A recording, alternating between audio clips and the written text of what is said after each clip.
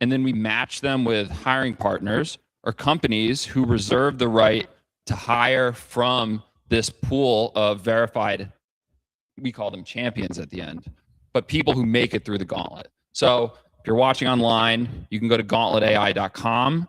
You can apply. And if you're a hiring partner, you're welcome to navigate through the site as well. This is also, I was going to say, we're going to be here with you all day, and we haven't even done introductions yet. Oh, yeah. So why don't I start? It's very nice to meet you all. My name is Drew. I'm the Director of Operations here and the point person for admissions. So I am looking at all kinds of applications and LinkedIn's and resumes and GitHubs and all the like to determine if you have the agency and the grit and the drive and the willpower to come make this crazy jump and do this crazy thing that we call Gauntlet. And, we're super fortunate to be in the middle of really smart people and companies that know they need to have AI, but don't know how to find it. They've had artificial intelligence on their board decks for the last 18 months, but they don't know how to go hire for it. They don't know how to find the talent and curate it. And Gauntlet is raising our hands in the middle of that equation and saying, we'll help you find that talent. And we're also turning to those people that are willing to make the jump and saying, we're finding interesting companies that want to go hire you. And they're willing to make willing to make a bet on you as well. So that's me in a nutshell. I'm the point person for admissions. And if you're interested in applying, please come tap me on the shoulder here today or at the end of the day. And look forward to seeing you pop up in my admissions portal one way or the other. And yeah. John, over to you, sir. My name is John. The rest about me is not relevant for now. If you do Gauntlet and you make it to Gauntlet and we're here in person together, we will spend quite a bit of time together. And you'll hate me during the cohort, and then we'll be friends after it's done. Not part of the script, but Drew, before we introduce Austin, I would like for you to talk quickly, both to this audience and the live audience, about what an ideal or optimal applicant for Gauntlet looks like. Look, great question. The ideal candidate is a myriad of couple things. They're either extremely technical, they've been a bona fide software engineer for 3 to 5 years, or they're someone that looks like they're extremely high agency, building at night, building with the tools on the nights and weekends, not because anybody's asking them to, but because nothing would get in their way. And it's hard to find that person on paper. And we're trying to, come up with better ways to screen, better ways to look at GitHubs, better ways to look at LinkedIn's to try to hone in on who that person is. But super generically, it's a high agency person. It's someone who, could not be stopped in terms of their capabilities, or could not be stopped in terms of their desire to play with these tools, and play with this technology, and to go really push it to its limits. So in short, I think that's kind of the ideal person for me. Very technical, very driven, willing to make a gamble, willing to make a jump, and knows they need more talent and training and upskilling and doesn't know quite how to find it. And Gauntlet's the answer for that. So I hope that helps you. And I hope if that's you, if you listen to that and hear that kind of sounds like me, then I hope you apply. I hope I can come meet you in person or come meet you on a screening call. But yeah, that's who I'm looking for in a nutshell. Yeah. I'm going to introduce Austin in a second. 1 second. I want to say this, though. The input that you need to take to apply to Gauntlet is quite low in the beginning. The actual acceptance rate for Gauntlet is extremely low. Very, very, very low. But the effort that you would need to take to see if you qualify or not is also equally as low.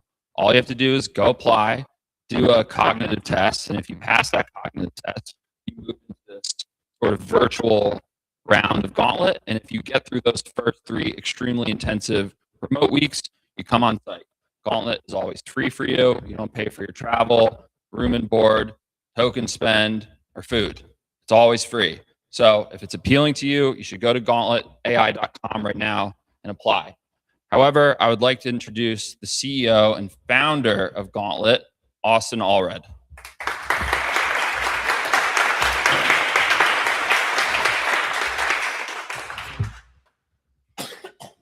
Hey, everybody. What's up?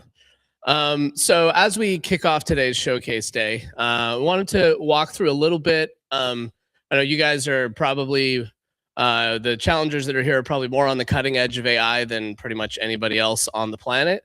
And then me and the team, we have the opportunity to spend a lot of time with hiring partners, different funds, different folks out there in the industry who are all trying to figure out what's happening, what's going on in AI and tech, what does the ecosystem look like. And I'm going to share a little bit of what we have discovered and a little bit, for the challengers that are here, kind of what we are talking about with the other side and what we're seeing with all the companies as they try to adopt AI. Better? As they try to adopt AI, as they try to figure out what all of this means for them. So this is a presentation that we gave to a PE fund that invests in vertical SaaS, but it's pretty much the same for everybody. So at a high level, you all know what Gauntlet is, but for those that are tuning in online, we are an extremely selective AI training program. We select for cognitive ability up front. We put everybody through 10 weeks of 1,000-hour weeks that would be a lot of hours in a week. 10 weeks, 100-hour weeks. So, 1,000 hours of AI intensive training. And then we hook our grads up with jobs on the other side. You can see a bunch of the hiring partners that we work with. That's a small sampling of them, but that's a high level. Now, what we talk about when we're talking to companies is the pace of AI is just moving much more quickly than realistically any company we've ever met can. And this includes the companies that are extremely aggressive, that are investing in retraining and hiring and trying to figure out how to be on the cutting edge. It is just moving incredibly, incredibly fast. The average company that thinks that they're on the cutting edge is actually quite a bit behind. And the companies that know that they're behind are even further behind than they actually know that they are. And that continues and compounds with every passing day. And I mean, funnily enough, I think this deck is like a week old at this point, and there are already like a few model releases that it has missed. When I gave this presentation for the first time 2 days ago, there was only one model release, but I think GPT put out another version today, right? So it's about a week old, and we're now 2 full models behind. And that gives you an idea of just what the pace of change in AI looks like. But what does that actually mean if you're a company or if you're a challenger or a prospective challenger here at Gauntlet? That means that the pace of change of AI is pretty much vertical. And you can look at all these models, and it's one thing to put them all up on a slide, but the change from model to model, the change in tooling and ability of what AI is doing and capable of doing is just vertical. And so our job at Gauntlet is to get you to the cutting edge, and you can just ride that wave because it happens at a velocity that's unlike anything I've ever seen in my career, in my lifetime. I don't know that anybody on the planet has ever experienced anything quite like this before, to where it's such a crazy factor in human productivity. It's a massive force multiplier, and it just gets better and better and better every single day at a pace that I can't even wrap my mind around. So, with that said, what we're seeing happen within companies is AI is climbing the org chart. When we started Gauntlet about a year and a half ago, we would give everybody the same challenge on day one. Okay, you're no longer allowed to write code. You have to get AI to write all of the code for you. We're going to build a Slack clone. It's going to take a week. That was very difficult. By the time, and we treated AI like if you were a senior engineer, you wanted AI to do all the junior engineering tasks, it could do that, but you had to really manage it. You had to very closely review every line of code that was output. It would make mistakes constantly. A couple cohorts later, I think it was arguably doing the job of a senior engineer. And now I think it's probably doing the job of a manager realistically. And we're starting to see the very, very, very early stages of it acting almost like a VP. And this is an abstraction. It's not true one-to-one, but if you think about what the job of a VP in some company would be, it might be something like, hey, we want to optimize for this number, make this number go up. Right now, it takes a lot of tooling and orchestration and a lot of harnesses in order to make that possible.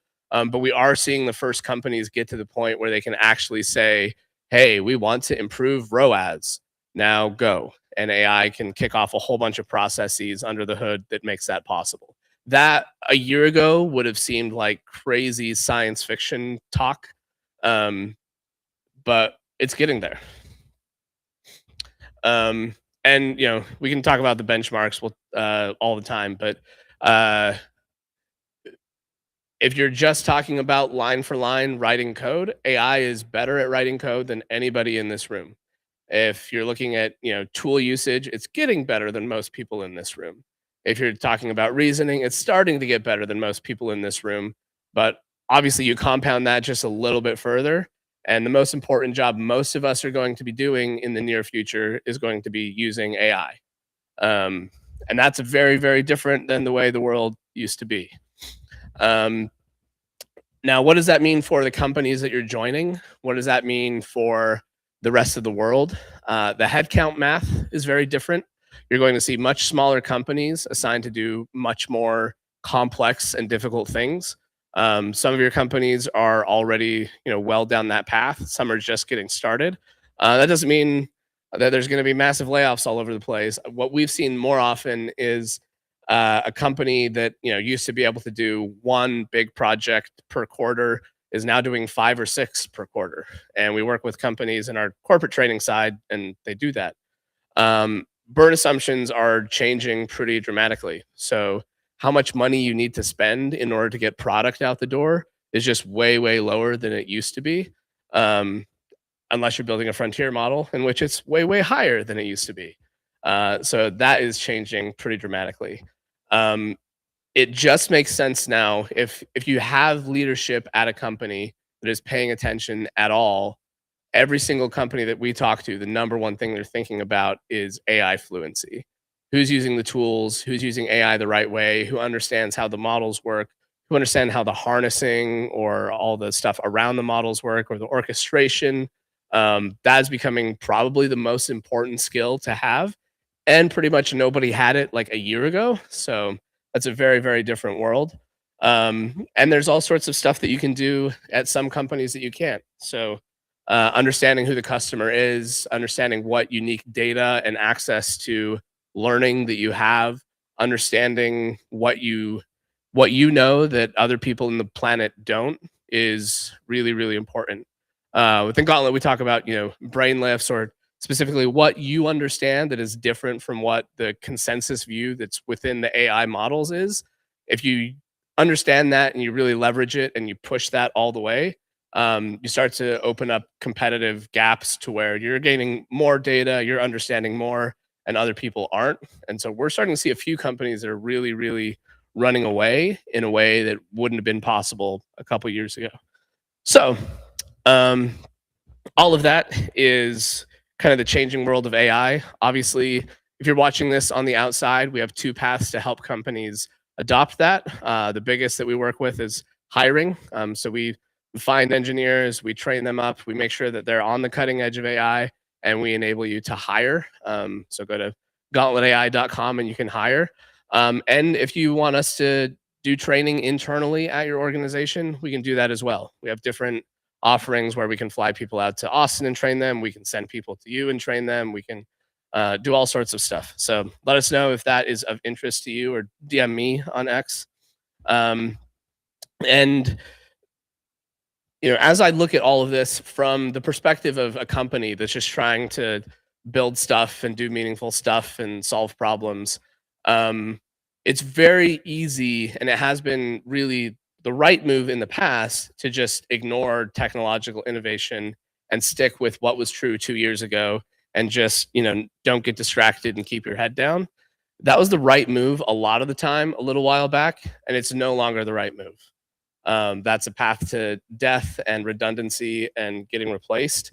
So I think net at the end of the day, it is a very, very different world than we used to live in even a couple years ago. It's a different world than it was 6 months ago. And that pace of change is going to stay the same, if not accelerate. So those of you that are going off to hiring companies after that, know that that's the truth. Please stay on the cutting edge. Don't let AI pass you by. For those of you that haven't started on that journey, you're behind and it's time. And we're here at Gauntlet to help folks along the way, and let us know if there's anything we can do to help you out in that. With that being said, I am going to turn the time back over to the team, and we're going to start looking at some demos. We're going to look at some projects of what you all have built. More than enough talking from me, and we will go from there.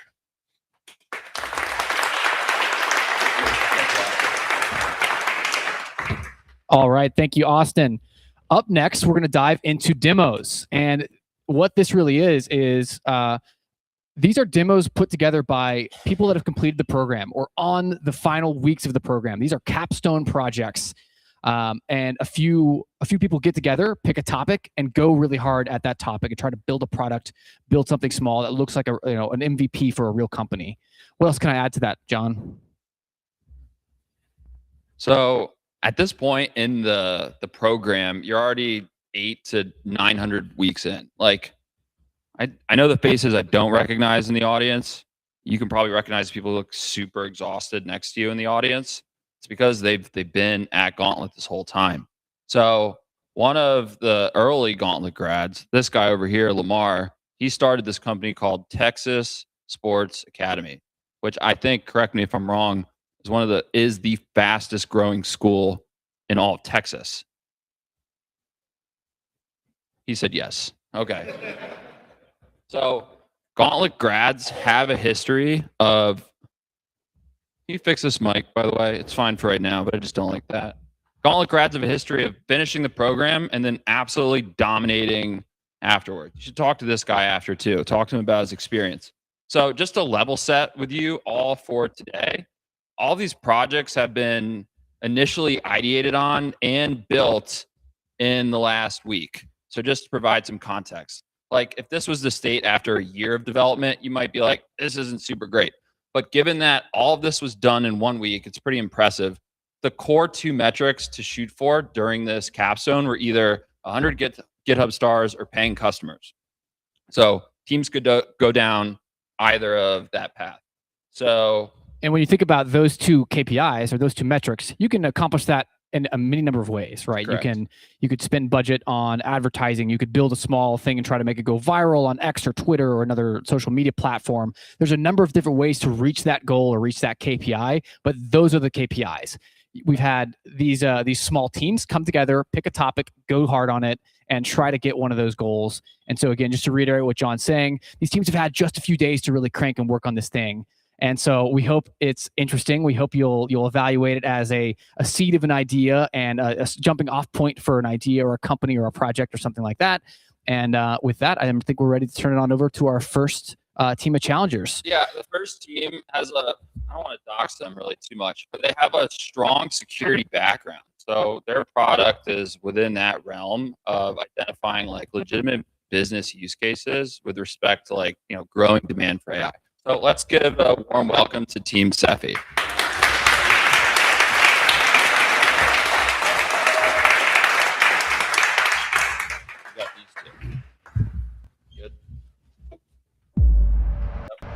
AI is the greatest force multiplier for talent Everyone, that there has ever been. I think it's a we have bigger Ian, force multiplier Lawrence, and I'm than Daniel. the internet or We're industrialization. Team Cephii. Guys, we are one of the most exciting places in time right now, beginning in the era of AI, where you can literally think of almost anything and you can build it, which is super exciting. And one of the reasons for that is because of MCPs. MCPs allow our LLM or AI to communicate with some of our favorite apps. And because of that, it's been widely used. When they were first introduced about 18 months ago, that first month, 2 million downloads. This month, projected 97 million. 97 million. And because of that, it's just going to get larger and larger as companies begin to adapt more and more into AI. But the issue is, if anyone knows about MCPs and been watching the news or X, it's one data breach after another, all the way to multi-million-dollar companies to even the government of Mexico. And because of that, this is a real issue and a problem we're going to have if the world's turning into AI. So we came with a solution for that, for MCPs, and creating a firewall for MCPs. No longer do you have this wild west of inviting MCPs into your computer. You're finally going to have full authority as a business or as a personal developer to truly see what you're downloading into your computer. So, for example, on this graph behind me, your LLM will then download any MCP, whether it's a large one or it could be even a 5-star MCP that you grab from GitHub, and you can scan it and verify whether or not it has anything harmful in it. And guys, the research shows it's super easy for a third party to put anything harmful into these MCPs. And once it's scanned, it'll show you anything that might be harmful, and then you have full authority to decide what to do in that situation. No longer will you be blind, but you have full control as a business or as a developer. You can do this on the cloud or even on local. Next slide. And from here, we've now just not only done it for the developer, but we've opened this up to scale. We've opened this up to scale for large businesses, to school districts, hospitals, or financial sectors. And we've finally created the firewall for the future of AI. Ian? Thank you, everybody. I'm going to walk through a live demo here, if I can switch tabs.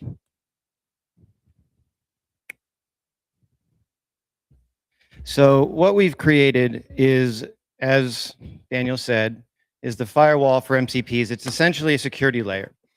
You can go to getcefi.com online if you want and try this out right now. It is available. One thing I want to point out as we jump into our demo is there's a full CLI layer as well. This will allow you to manage the entire gateway from the command line if that's something that's interesting. I'm going to dive into the dashboard. So this application, as it was mentioned, was set up very quickly with all of the tools that we've learned in the Gauntlet program. We have, and I'll make this a little bit bigger, we have all of our taps, which are the user's connections to an MCP server. We have the servers themselves in the org, and we have all of the status that's available. When you onboard for the first time, you'll have the opportunity to run through the process that helps you set up getting Cefi connected to all of the MCP connections that you might have. There's full agentic help that's built in, and if you have any questions about how the platform operates, you can go ahead and just ask the LLM. We come out of the box with a full set of curated MCP servers that are already set up for the platform, and if you want to, you can go ahead and just add new ones in, which pull them into your org and wait for authentication. Once you have servers set up as taps, then you go ahead and you connect them to the local LLMs, which will allow your Claude on your desktop, your Chat GPTs to all work through Cefi, and then either with Fortress, which is the protection layer, or direct connection, you can go ahead and ensure that everything that's being sent through Cefi is monitored with the traces and so forth are monitored from all of the users that you have. In this demo org, we have several examples that have been set up. Each one of these users potentially has permissions available, and those permissions will tie into the rules and the scanning functionality of the platform itself. And now I'll switch it back over to Lawrence to talk through the security aspects. All right, it's bad enough if you got an Ian in your group, you got a Daniel in your group, and a Lawrence in your group. You got to try to monitor all that they're doing, all the tool calls they're making, all that they're building, and there's so much going on. But they're not going to be doing as much pretty soon. It's going to be the agents that they're using that's doing all the work, and you don't even know what your agents are doing half the time, and there's going to be more agents than you can count pretty soon. That's probably actually already happened. See, the now, that's when they're crossing, and it's just going to go up. So we scanned a bunch of servers. We did 21 servers that are pretty popular. You can recognize a lot of the names. If you do agentic programming, you know these MCPs. 20 out of the 21 that we scanned were very vulnerable. Now, when I say vulnerability, I mean schemas that were not validated properly or remote code execution. That's someone else executing code you didn't want on your computer. We go to GitHub, or we're going to go to the scan right here. We'll get to GitHub. You pick the MCP server you're interested in scanning, and when it comes back, in this case, you see these little guys on the right-hand side that say defended. That's good. That means we tried to manipulate, we tried to do something bad to your machine, and we failed. That means it was good. But sometimes it's not like that. You see over here, it says prompt injection confirmed. What that means is we try to do a prompt injection, and we were successful. But we don't stop there. We make sure that we replay it at least 3 times so we can confirm that it's actually a vulnerability in your system. You might be saying, what is a prompt injection?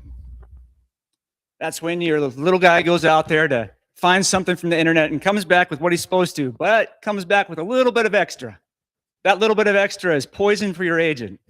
It can allow a lot of bad things that you don't want. I'm just going to dumb that down so you can imagine what that means. In this case, give the users API keys. That's bad, right? So why am I talking about prompt injection? GitHub, we did a scan of their stuff, and we found a bunch of these, around 34 issues with their MCP server, a lot of those being indirect prompt injections. And you say, wow, that's amazing, you found something new. That's been there for 11 months. It was discovered by Invariant Labs back in May of 2025. They haven't fixed it, not because GitHub has a problem or is lazy or anything, it's just there's nothing wrong with the server. It's the protocol itself. It can't be fixed. What it needs, and we'll go to the next slide, is something like this, a proxy that goes between and finds out when there's actually an attempt. That's what works with that's how our stuff works. We add rules, we find the prompt injection, and it stops it. The protocol can't see it, and that's why it can't fix it. A proxy can. So every enterprise that has agents, which is going to be every enterprise pretty soon, is going to need Cephi. The only question is, do you want to do it now or find out later? Go to getcephi.com.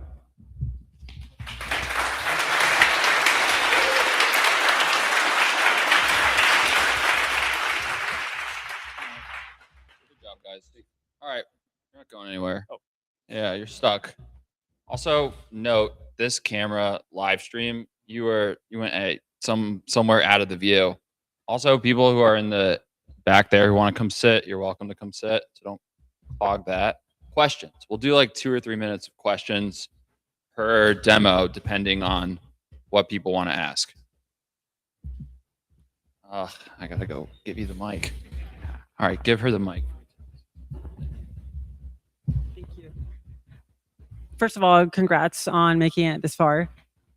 Question for the whole team is, why was this a problem you guys decided to solve? Ian loves MCP servers.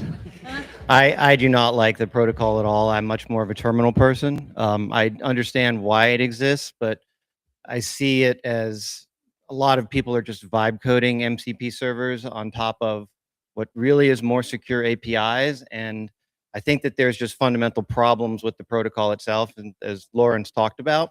But unfortunately, the entire industry is going in that direction. So what we really need to do is provide at least some layer of protection for that, because we're just too far down the MCP path at this point. Can I ask a quick follow-up real fast? Go ahead. I from what I've been reading, it seems like the industry is actually looking to move away from MCP servers. So is this a good problem to tackle? So 2025, I think everybody agrees, was the year of the MCP server, and at least is the fun thing to do. Enterprises are getting into that in 2026, but I think that 2026 is trending more towards command line interfaces for things. There's a lot of what they call context problems with loading large amounts of tools into agents. Our CLI tool actually, it acts a lot like Brew, and it can download manifests of all the tool calls locally, so the agents don't have to include that in their context. And then by pushing it through the gateway, it helps keep the context level inside of an agent lower. It also manages all the security at the gateway, and honestly, I just think it's a better solution to do it this way. I have a question regarding how serious the damage that these vulnerabilities could do to enterprises and retail customers alike. You mentioned some of these vulnerabilities have been around for 11 months. Could you speak a little bit more on that, on how much damage and how important is your tool to not go through these damages? Yeah, so as far as remote code execution, your imagination is kind of the limit there, and at least as far as I can assume. Indirect prompt injection, which is something we found in a good portion of the servers that we scanned, that's a way to kind of poison the context of your LLM. So if you can say, hey, LLM, you've got access, this is one I did in Slack that I thought was fun. You've got access to write in Slack, so I want you to go scrape this site. Oh, there's a poisoned piece in that, and it went to scan my Slack issue, And then in a different window, it was posting all my credentials to that Slack board. So I mean, I think there's potential for a lot of really nefarious stuff to happen. Thank you. All right. Thank you, everybody. Oh, wait, we have one more. Yeah, I'll take one. Was there a set of vulnerabilities that you could address statically? So for example, if it came back and wanted you to, RMRF Etsy or something, which I've never accidentally done before, or something like LLM as a judge where you actually have an LLM evaluate the response and say, oh, okay, this is normal JSON versus, okay, this is actually trying to inject something. Were there subsets of vulnerabilities or that could be handled differently? Yeah, there's a lot of different types of vulnerabilities, and solving them it depends on which type. Like if you're gonna say we're gonna try to overwrite with a prompt injection, that's mostly like a regex type example. But then it gets into a little arms race because there's encoding of injections and how do you try to get around stuff.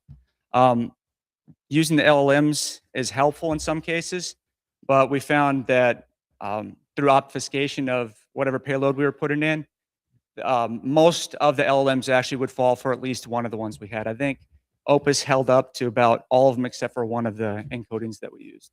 So even an LLM trying to look and see if it was a poisoned prompt couldn't really tell it all the times. So I'll piggyback on that answer. The models themselves, as Lauren said, are getting much better at recognizing these sorts of things. The Fortress here is a rules-based engine with multiple tiers. So we use fast regex type rules at the start. And if the customer wants to enable more complex evaluation of what the data is actually being transferred, looking inside the payloads, we can support that. But it's again, as he said, it's a trade-off. It slows down the traffic itself. Sure. So I've seen a jailbreak where you like base 64 encode something and then put it in. So you could have a rule that kind of decodes that perhaps on the fly and then. Yeah, the LLMs, most of the LLMs fall for that. Like I said, Opus doesn't fall for base 64 encoding of it. Haiku did, GPT did, I think Grok did, but Opus wasn't falling for that. And I think maybe the latest GPT didn't fall for it. So. Perfect. Thanks, guys. Thank you.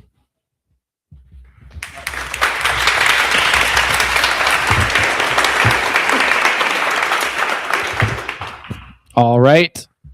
Up next, let's jump to the right deck here.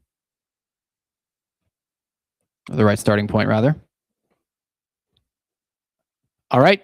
Give it on up for Team Ember.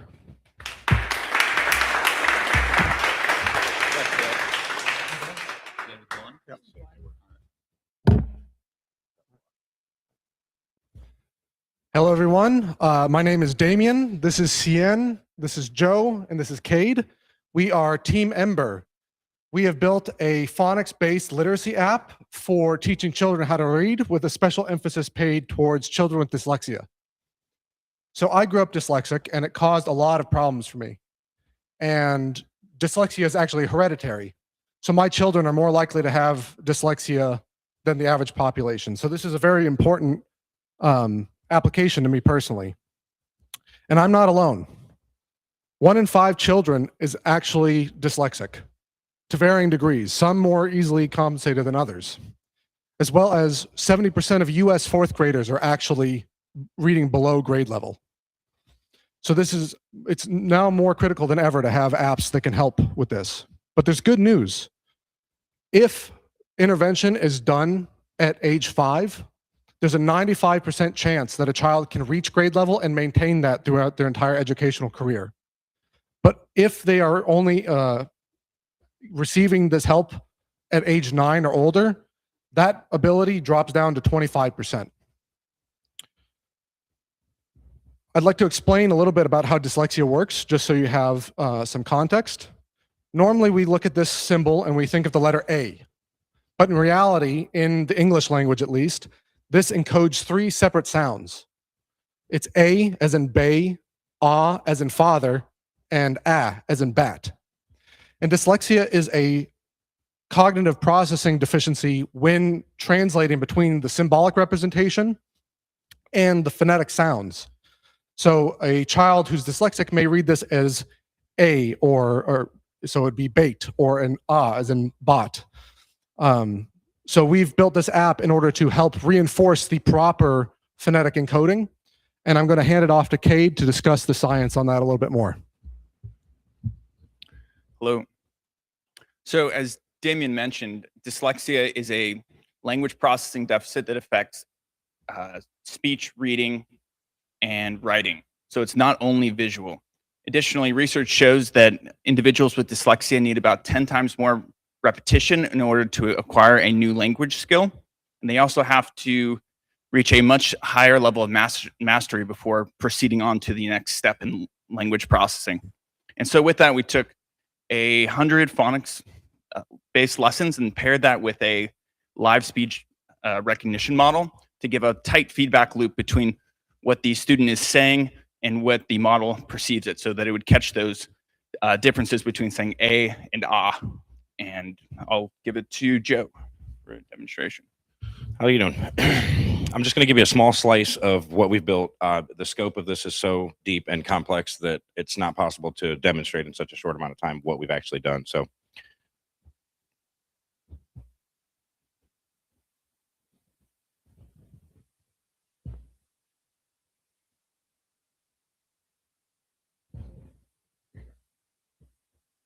no, it's not paused. In the first noun in apple. It's not going to work. As in, That's not gonna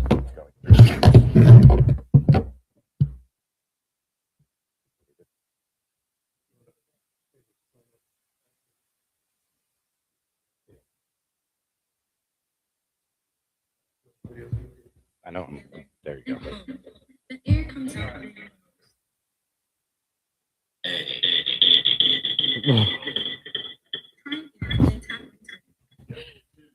Nice job. You said it. Listen for that sound at the start of it.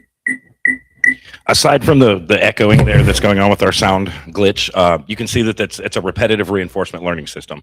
Dyslexic kids need a repeated pounding of rewiring of their brains to see a sound, and instead of recognize that sound as a letter or a letter name, then we want them to recognize it as a sound. So this is the repetitiveness may seem simple to most of us because we all know how to read, and for the most part, we've all been through. We don't know how we learned how to read, so that's the way we believe to rewire the kids' brains to actually recognize reading and to immediately realize that, as opposed to teaching them the name of a letter and then the sound of a letter and then another sound of a letter and another sound of a letter. So that's where we're at with the logic so far. In the background of that, the app is tracking the student's progress. It's going to track a percentage of how accurate they are and how many times they've missed a certain letter and how many times they've missed a certain sound.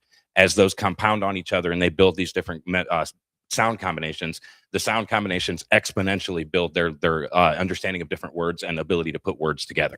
So that's where we're at with the build so far, and we are in the process of training models and working on things to work on the child's voice recognition. No models to this day that we know of are trained on children's voices. So that's the next steps in the process. And I'll give Cien to talk about our research. Sorry. So while my team has been building the actual product, I've been doing go-to-market. For this, I built a landing page as well as a CRM tool for me to figure out who I should be contacting. So I ended up contacting a lot of the clinics in the Austin area to talk with specialists to ensure that we're building the right product for children. From my research, they have mentioned that there are a lot of products out there. However, not a lot of them have phonics, which is what they use to help teach children how to read. With this, we took it and based it on our lesson plans and made Ember. For the future, we're going to include games into the lessons. So once they finish word lessons, they can use those words to then play games, which will help them increase their learning ability. So that is Ember. If you are interested, you can sign up on the wait list at readwithember.com. Thank you.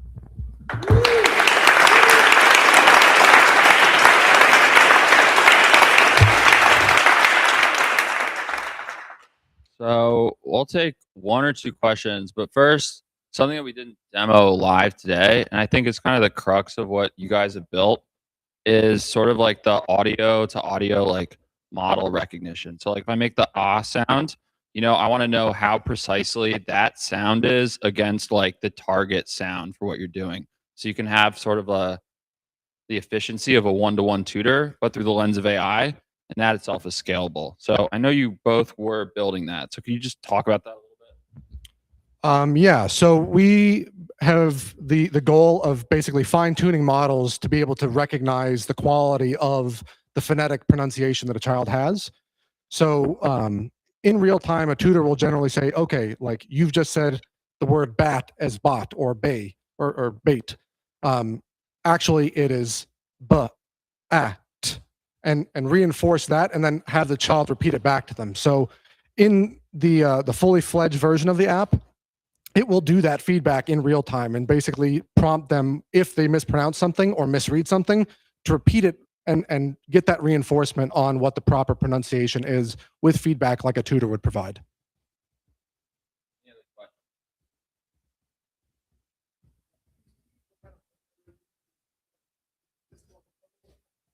Okay, cool. Yeah. So the question was, what hardware would be required to run the models? I think at the moment we need something more powerful, at least like iPad level. A lot of the language recognition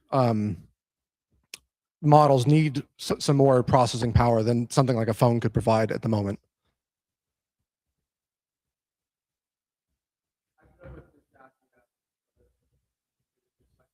Mm-hmm.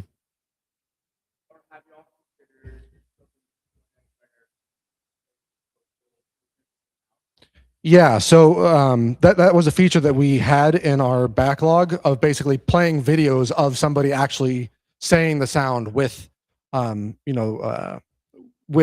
with the words and also together with blending. So doing the phonetic sounds and then the blending of the sounds into an actual word. And there's actually some good research on that. They're called like wall words, I believe, or wall sounds. But we just didn't get to that at that point. So that is something that we will eventually incorporate into the application.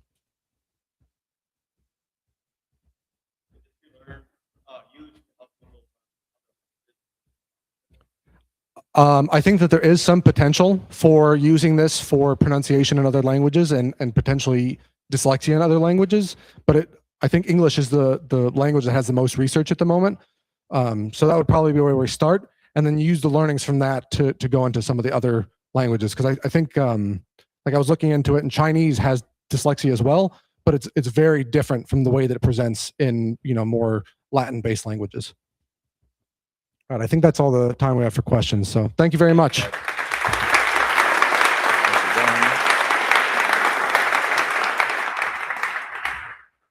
All right. To reiterate some of the messaging from the beginning, if you're watching online or if you're interested in person, go to gauntletai.com. The next cohort starts in a matter of hours. The next cohort starts on Monday, April 27th. So if you're interested and you have some free time, a lot of free time, please consider applying. Otherwise, the following cohort starts on July 7th. Correct. So you've got some time before that one, but ultimately, please, if you're watching online and think we're interesting, give us a look, check it out, see if the program looks like it could be right for you, and click apply.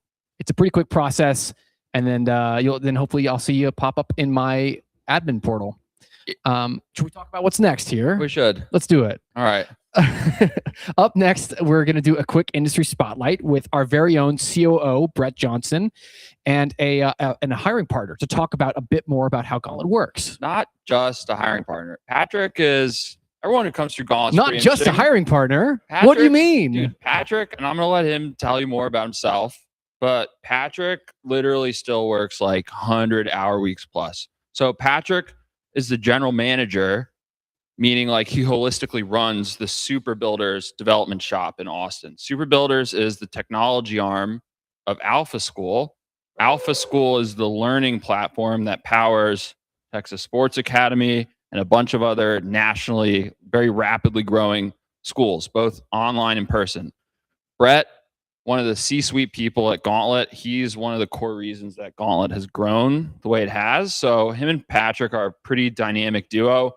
And Super Builders is one of the biggest hiring partners from Gauntlet. So let's introduce Brett Johnson and Patrick Skinner. Where do we go? Yeah, where do we go? Can you see these in here? Which way? Want to just sit on the ground, guys? You good? Yeah. Yeah.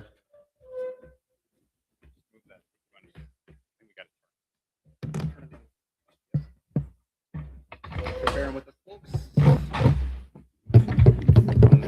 Amazing.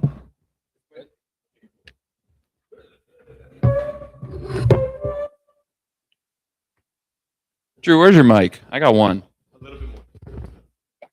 Thank you. Sir. Sure. There we go. Good to go. Ah, yeah. There you go. Cool. Mic test. Mic test. All right, 1, 2. we're good. Cool. Excellent. Awesome. Well, so Patrick, thank you so much for joining me, all the folks we have here, and then everybody watching online here today. Let me start with maybe a basic and obvious question. If you're looking to hire engineering talent, why don't you just post a software engineering job online? Well, not to say that I haven't tried that. That's number one. There's a very particular, or several particular things that we're really looking for when it comes to hiring for super builders. So a little bit of context too when it comes to like super builders. You know, I consider us one of the best ed tech teams in the world, and 100% of the of super builders are all Gauntlet grads, which currently we're at actually, you know, plus roughly about 7 new hires from the current graduating cohort. We're now at 78 total super builders. Now, when it comes to like exactly, you know, what we look for, a lot of times, you know, the filtering system when it comes to the hiring pipeline, let's just like use anything like Indeed.com or any type of typical hiring filtering system. The first thing they do is like credentials. Like they're looking at credentials, they're looking at like work history, they're looking at these different things, and these are just your general filters. Gauntlet does something that's, you know, extremely unique in the sense that you could be talking to somebody that has 10, 20 years of experience in the tech industry, or you could be talking to somebody that's got 6 months. And so, you know, a couple things that I really align with is that I hire based off of 3 major criteria. Number one is like mission alignment. Are you like really bought into our mission? Our mission is, you know, accelerating education for 1 billion kids around the world. And so like, how well does that mission resonate with you? That's number one. Number two is just like agency. You can have all the work history in the world. You can have, you know, great university credentials, things like that. Does not mean that you're the most agentic person out there. I look for somebody that isn't just going to be punching tickets. I don't want somebody that is just has mastered the ability of just knocking out tasks. I'm looking for somebody that has genuine agency and can orchestrate like a multitude of agents, and on top of that, be able to, you know, really be able to think for themselves, and like very much. And you know, we all talk about like founder mode and things like that, but you need to be able to make critical decisions on your own, especially when you're like managing, you know, orchestrating, you know, agents. And the last thing is like the technical ability. Technical ability is being like deeply redefined right now. Whereas, you know, I could have a conversation with a 20-year engineer and we could argue about the differences in like Vite versus Next.js or whatever. But that almost doesn't mean very much anymore. You know, what we should be talking about is like, instead of just like software engineering, we should be talking about product engineering. We should be talking about go-to-market engineering. We should be talking about how to, you know, engineer distribution. And so, you know, what it means to be technical now is very rapidly being redefined.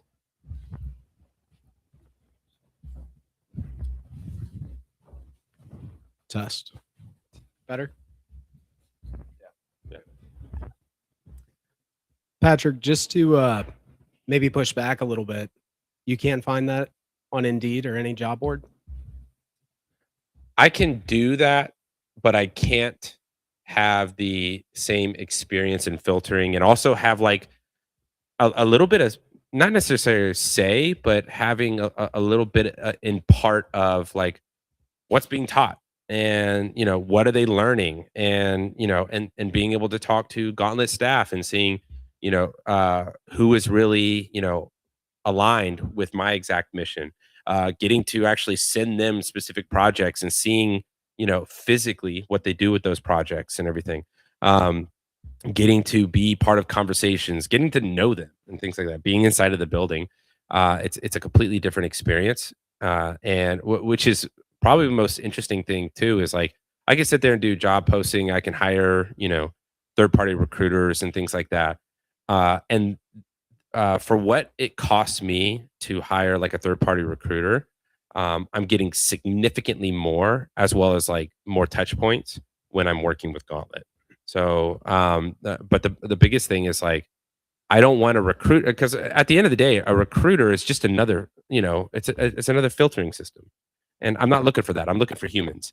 One of the biggest things that comes with AI, a lot of people say, oh, AI is taking the human out of the work, but in reality, AI is giving us the opportunity to be more human. So that's one of the biggest elements of like hiring from Gauntlet is that I get to actually have that human interaction and see who are those people that are genuinely driven by our mission, and then from there I can just simply test for agency. Got it. And I think one of the things that makes you unique for us, Patrick, is not only are you a hiring partner, but you also participated as a student. So it might be helpful, just to give some context and some perspective. What did the hiring partner program look like when you participated in Cohort 2 almost a year ago now? And what does it look like on the other side in terms of, resources that we've made available to your team, like the hiring partner portal, the questionnaire, some of the filtering capabilities? Can you talk about that a little bit? Yeah, I think it's important to note that I definitely lean on the idea that acolytes don't mean shit today. I want to see agency. I want to see you doing really hard stuff. That's what I want to see. I don't come from a traditional engineering background. I'm self-taught. If I really go back into my history, I have a military background, and I spent years as a special operations combat medic, and then after that, doing contracting and everything. I decided, if I want to have a family, I needed to, I ended up Googling what's the safest thing I can do and still make good money. Sure enough, software engineering was way up there. Decided to become a self-trained, self-taught software engineer, and that was hard. I still remember what it was like to be an engineer with no degree in computer science trying to get a job, and that took forever. I still remember I just had to continue to get better and better. What my accolade was eventually was I just kept winning hackathons. Like people still weren't even giving me opportunities until they're like, okay, there's something about this guy because he just keeps beating all the other people in hackathons, whether they're from Stanford or not. And so finally I was given that opportunity, and it took me years to finally get that first opportunity as a software engineer. And so I know what it was like, and it's so nice to also be that person that gives those other people opportunities as well that aren't getting the same opportunity in filtering systems like Indeed.com and stuff like that. So when it came to me, I was really afraid I was going to just end up in that same crux where all these hiring partners are going to look at my resume and they're going to think, well, he's got some work history as an engineer, but he doesn't have a degree or anything. And that was actually almost opposite from what actually happened. Number one, and this is a great takeaway for people that are going to be future challengers. I just told myself that I was going to outwork every single person in the cohort, and that's exactly what I attempted to do. And I would say I was probably top 3, top 5 of like people that got like the most offers, and without a degree or anything like that, just crazy agency. And so that's one of the things that I felt like Gauntlet really did for me was it gave me an opportunity, whereas every single structured platform would have never given me that opportunity. And so that's kind of like why I'm so not just grateful, but also like very bullish on anybody that goes through Gauntlet, because there's a high level of agency in that is required just to even apply and then go through the program. Got it. And thinking about your time as a hiring partner now, I know that you've spent a considerable amount of time here at HQ getting to meet the challengers.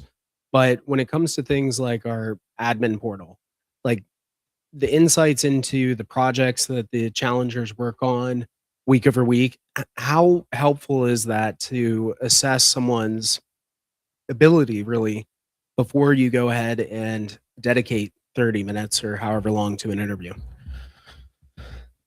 If I'm looking for something hyper specific, because I mean, there's a lot going on in super builders, and there's we have demands for people that have a ton of experience with AWS. We have demands for people that are maybe have some, fresh experience in developer relations or something like that. So that's great for the roles in which might be a little bit more specified than your typical super builder. It's also great to be able to assess like existing projects and be able to see how they went about developing them. I think the biggest most important portion to me is how well do you present, and so there's like a lot, every single project has like a video presentation of the project itself, and communication and how you communicate your project, I think it is significantly more important now than ever before. So just to like lean into that a little bit more, it's no joke when people like Andre Karpathy talks about. I think it's literally his pinned tweet right now is English is the most important coding language right now, and it's true because at this point, I joke because I see a bunch of super builders.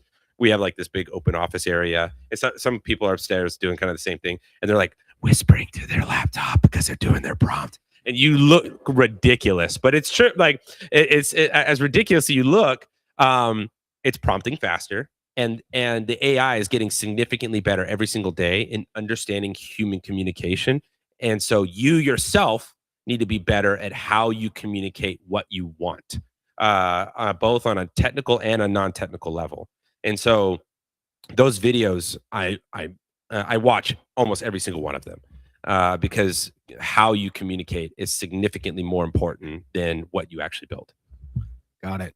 And I guess maybe just to take a big step back here and provide some folks a little bit more context on how the cohort structure is, particularly with hiring partners. So essentially, each cohort starts with a 3-week remote phase. During that remote phase, all of the challengers are assessed mostly on their technical ability, but we'll also incorporate some soft skills assessments. The folks that, I guess, survive the first 3 weeks are invited down to Austin, where week 4 is when our platinum partners, so partners that have committed to 10 plus hires, gain access to the roster and are able to start their interview process. We also have a hiring partner event day that week, and that's really a good step towards getting an opportunity to take, a cohort of say 100 individuals and start to whittle it down to maybe the 20 that are a good fit for your organization in your case. Week 5, we have our gold partners, 5+ credits. Week 6, we have our silver partners, 3+ credits. And essentially what we're trying to do is enable each company to run their interview process within the context of the training program itself. So I guess from your perspective, how accessible are the challengers? How easy is it to work with whether the Gauntlet team or really the Gauntlet team on identifying who's the right fit for super builders?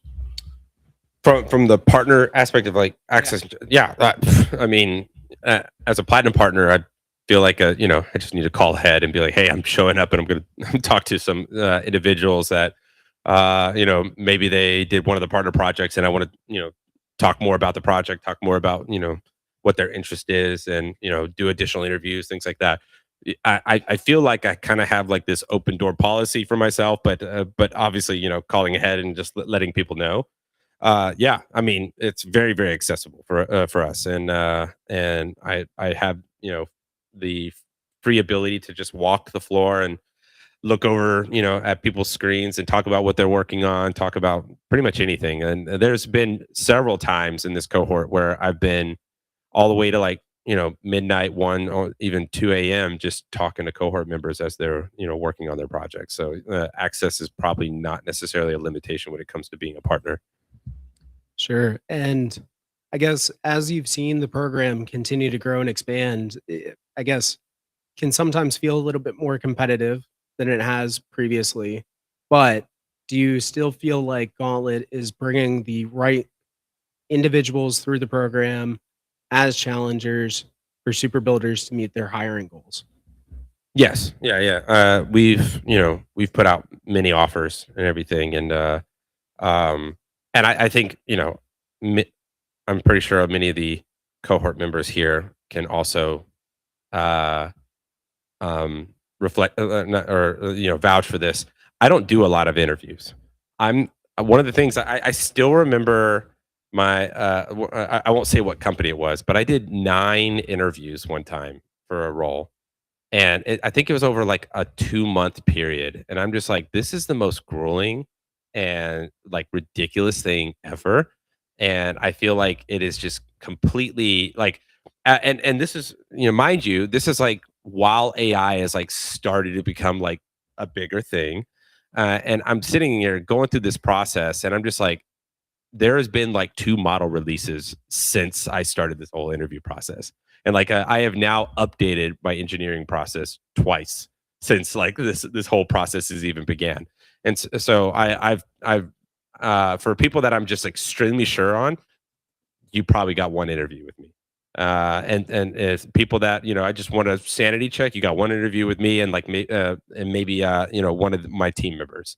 And so you might max do 3 interviews with us, but I keep it as short and sweet as possible because I mean, Gauntlet has definitely taken care of a lot of the process of like, do they have high agency? What do their projects look like, and things like that, and having a general background and understanding of who they are.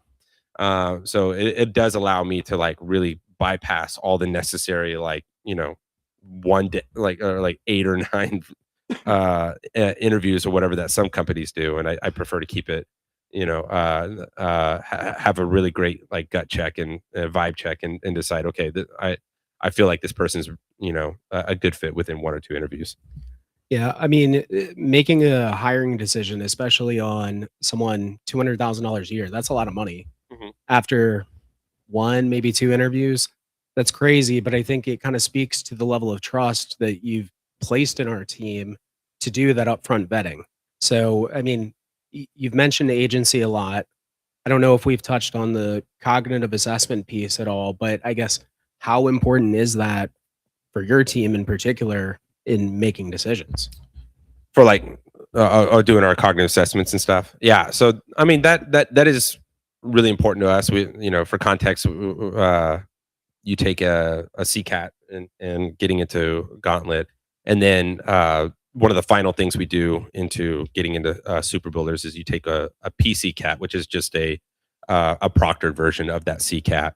And that is just like it's a very definitive like final check for us. I mean, we do we have a lot of data that shows that certain levels of cognitive scores also reflect when it comes to or coincide with like levels of agency and genuine ability to be able to adapt new skills.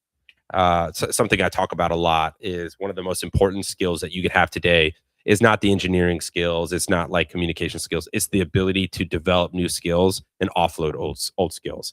And so like the PC cat definitely like does a pretty good job of like measuring, your ability to do that. And so that is a very important component for us. And one thing that I think can sometimes get lost on the folks internal to Gauntlet or folks like yourself that have spend so much time with us is the grit aspect of it. And the fact that this is an 80 to 100 hour a week training program. It's no joke. And it's really designed for people to push themselves to the limits. Like that's not something that can be taken for granted. I guess, how does that translate into the types of individuals that you hire and maybe their desire to, not work over weekends all the time, but like go the extra mile and like be No, intellectually work curious? the extra week every Yeah. weekend. No, do that. No breaks. No, like absolutely. Okay, this is how I put it. When you're a Gauntlet, you don't have to worry about anything. Your rent is paid for. Your laundry is done for you. Food and everything is taken care of for you. You have basically found yourself in this perfect scenario for when you're on site. So for 7 weeks, you are in a completely unfettered point in which everything, all your cognitive load of all other things that you could even think about are completely taken care of. You could just sit down and focus. I don't think like I think that like a lot of people do really like lean into that and they put a lot of effort. I think you should go to the full max, 210%, give everything you got, because there's never going to be another opportunity in life where you're completely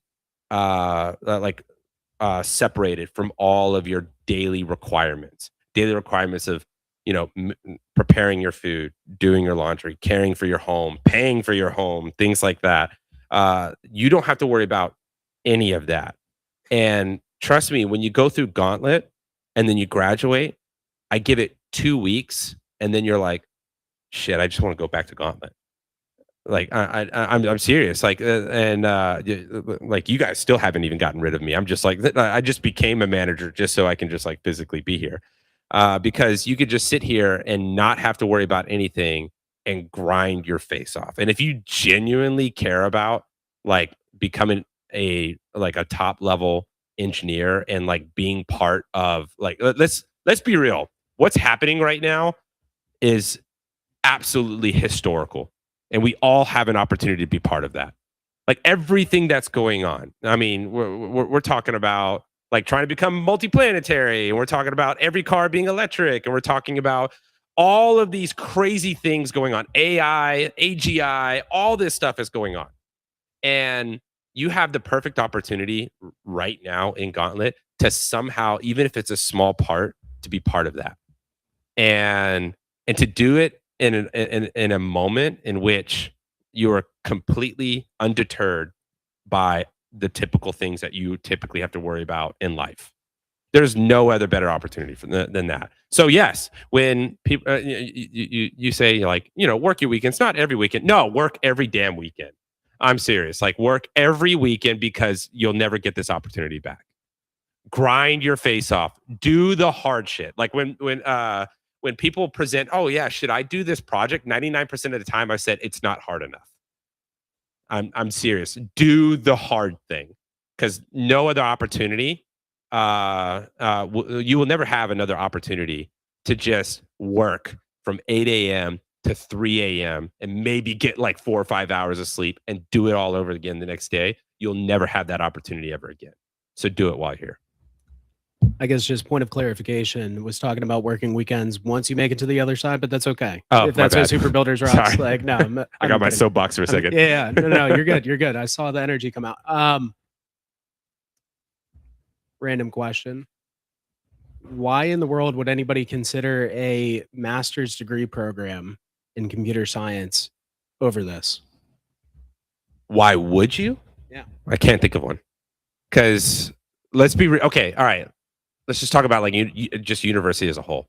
I can't imagine choosing a degree as a freshman and then expecting that the degree is going to be worth anything in a 4-year period. Life changes right now in the matter of a couple months. Like everything is changing within like, let's be generous, like 6 months period. What we were doing 6 months ago is completely different on the as far as engineering goes. compared to today. Let's just go back in history a little bit. GPT-3 came out 2022. Like, that was 4 years ago. So can you imagine that? Like, being a freshman, you just signed up for university, and GPT-3, not ChatGPT, just GPT-3, like, just released 2022. And then this year, you're graduating. Think of like how much has changed in that period alone. Now, let's factor that in the sense of exponentials. Let's start a degree now. Right now, what do you think all of this is going to look like by 2030? I can't even imagine. No, I'm not touching a CS degree. I mean, it might still be fairly relevant, but at the end of the day, like, how long it takes, universities to be able to refresh, curriculum. I can't imagine that the information I'm learning that day is even relevant to that day. It's probably already dated by 1 or 2 years. Do you ever think that colleges eventually try to adopt the model around charging companies for talent, or do you think that they're too stuck in their ways? I think what typically happens in this situation is they're going to have to if they want to survive. And so eventually, yes, you're going to see universities have to like completely evolve into something else in order to even survive the accelerative education that is going to be required going forward from now. Because like 4 years is just simply too long to gain mastery, quote unquote, in any other subject. And so, yeah, it's more of an adapt or die situation. And I mean, are they going to adapt? I'm sure, statistically speaking, there's already reports showing that roughly about 30 or 40% of the existing universities won't exist in the next 5 years. So I genuinely believe that most of them probably won't meet the needs of the change, but some will figure it out. So, thinking about companies out there that might be evaluating Gauntlet, might be thinking about becoming hiring partners, I guess we'll cut the other way with this one. Why shouldn't someone partner with Gauntlet? I think things top of mind for me are companies and organizations that will start with, hey, we're looking for 10 years of this specific coding language experience. We're looking for, just this 2016 resume evaluation style. Those are the ones that are top of mind for me, but curious to hear your thoughts. As a hiring partner, especially if your company is more than like 2 or 3 years old, do not become a hiring partner if you don't intend to disrupt the entire structure of your existing company. Because that's exactly what a Gauntlet graduate would do. A Gauntlet champion, in my intention, if you drop them in any type of company, in order for them to perform at the highest level, you're going to completely have to completely erode all of the typical SOPs that you would typically have for your average engineer. You need to give them unfettered access to being able to do and disrupt every single thing. We talk about like the whole Elon algorithm. If anybody knows, how what the Elon algorithm is.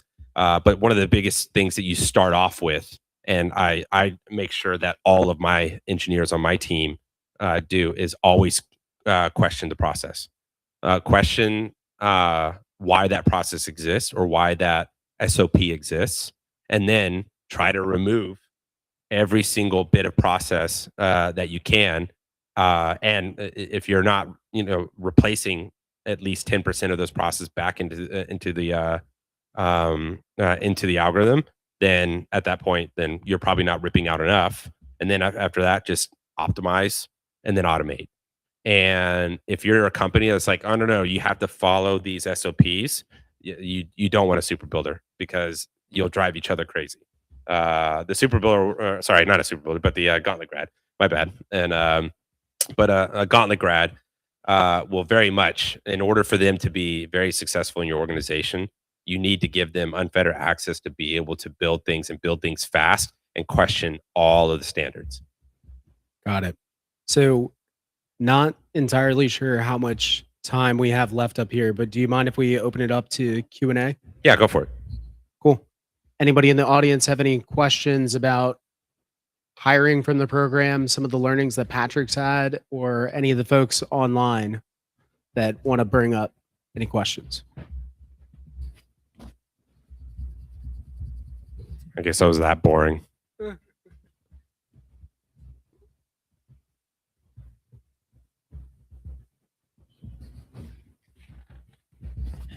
So Patrick, you discussed not posting on job boards because of the whole hiring process. Have you found a company that is close to the equivalent of Gauntlet, essentially in training talent and finding new talent? And you're talking like maybe like a boot camp or something like that, or yeah. Essentially, how would a boot camp be different from Gauntlet?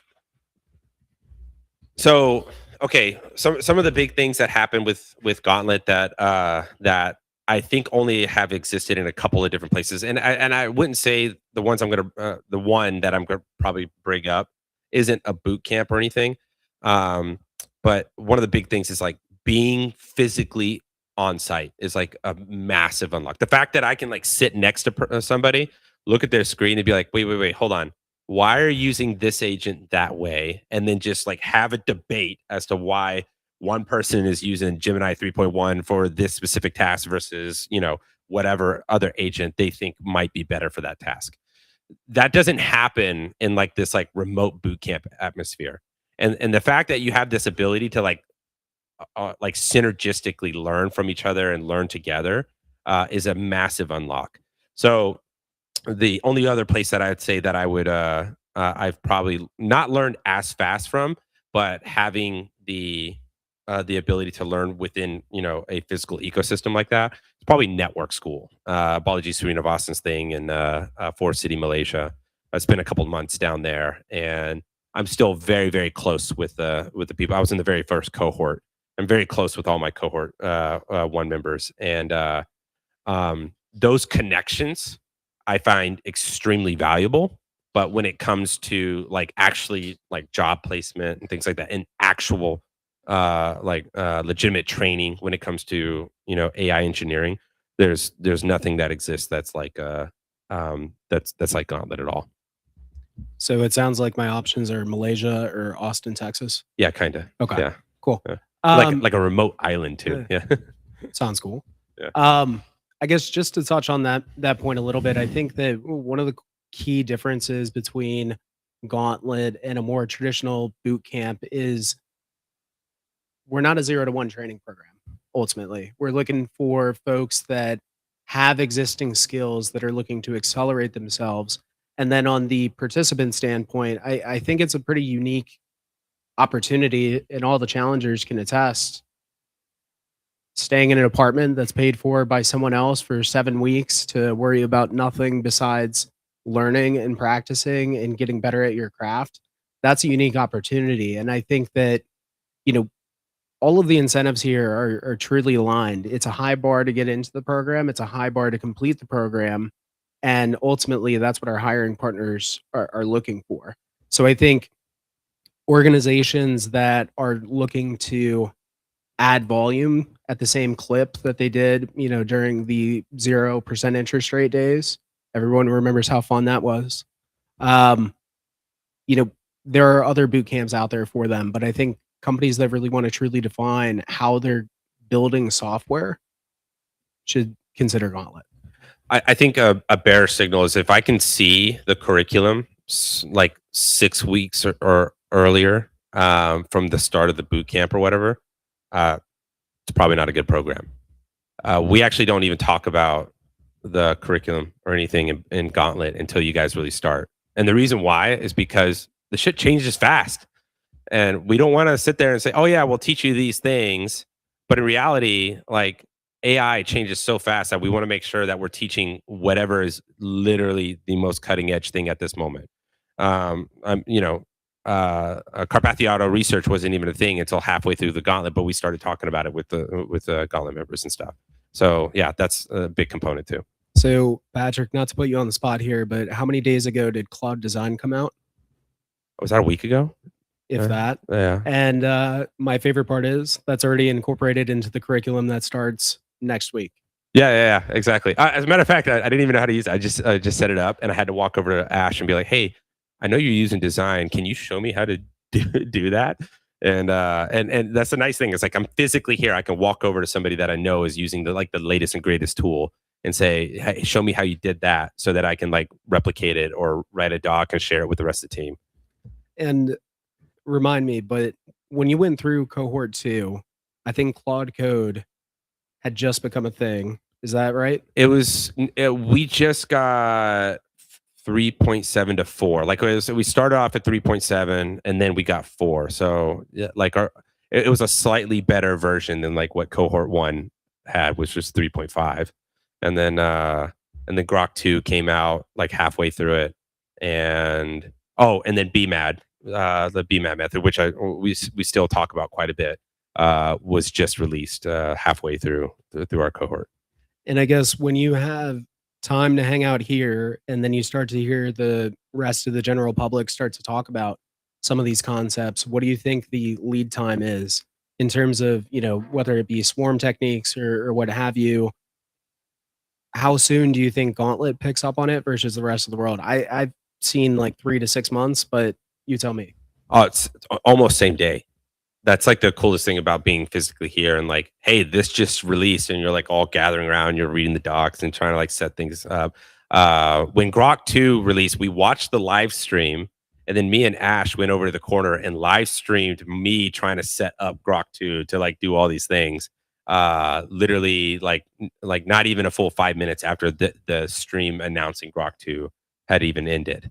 And so, and we were trying to like set that up and everything and try to show the rest of the cohort, like, okay, these are the things that you need to do to get the most out of like a super heavy and things like that. That was like as a release part of that. Yep. All right. I think we have time for one more question if we have one.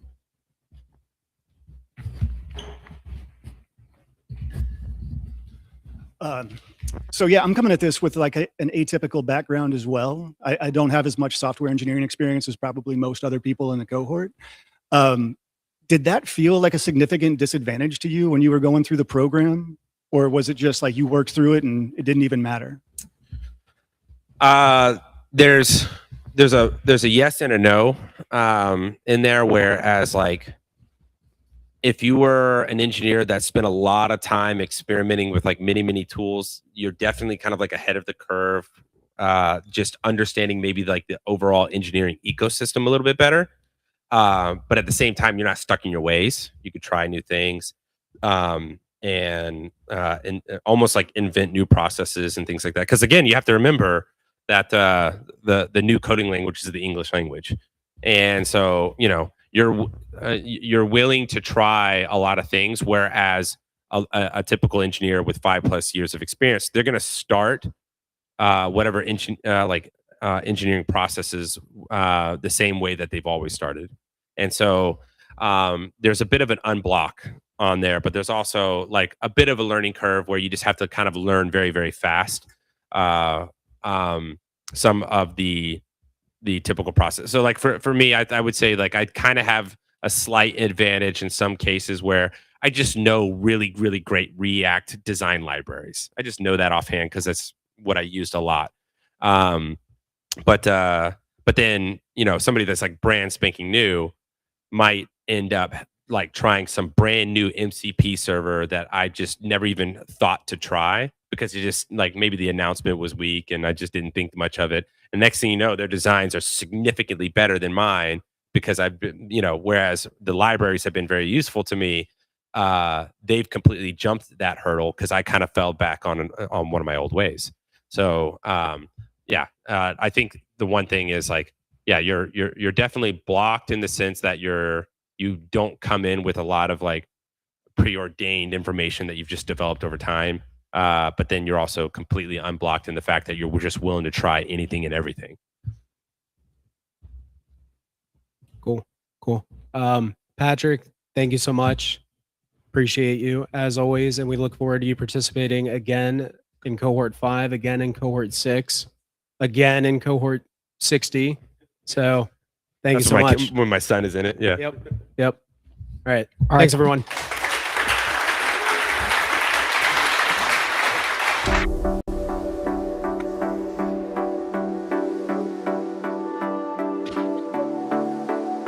How's everybody doing? Hanging in there? I love it. Well, we have a few more presentations and another talk, and then we will be out of here around 7 p.m. More.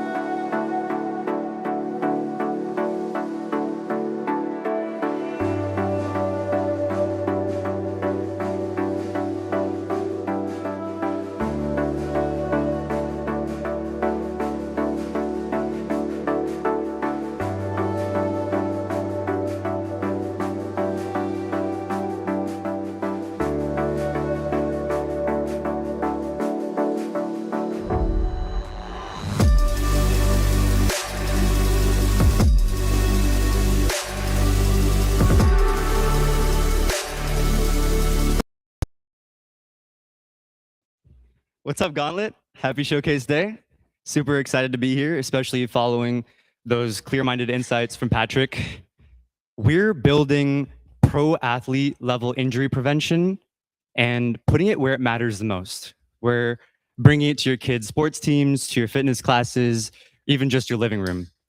Pro athletes today have access to 12 camera rigs, a team of biomechanics experts, and detailed reports that explain exactly where their muscles are breaking down, why, and how to prevent injury. So bringing her experience from professional indoor soccer is my teammate and homie, Kelsey, who understands the importance of keeping your body healthy. Real quick, how many of you guys can touch like your thumb to your wrist like this? If you can, oops, sorry. If you can, you're likely hypermobile. Some of you might know it as double jointed. And what hypermobility is, it basically means that your joints go beyond the normal range of motion.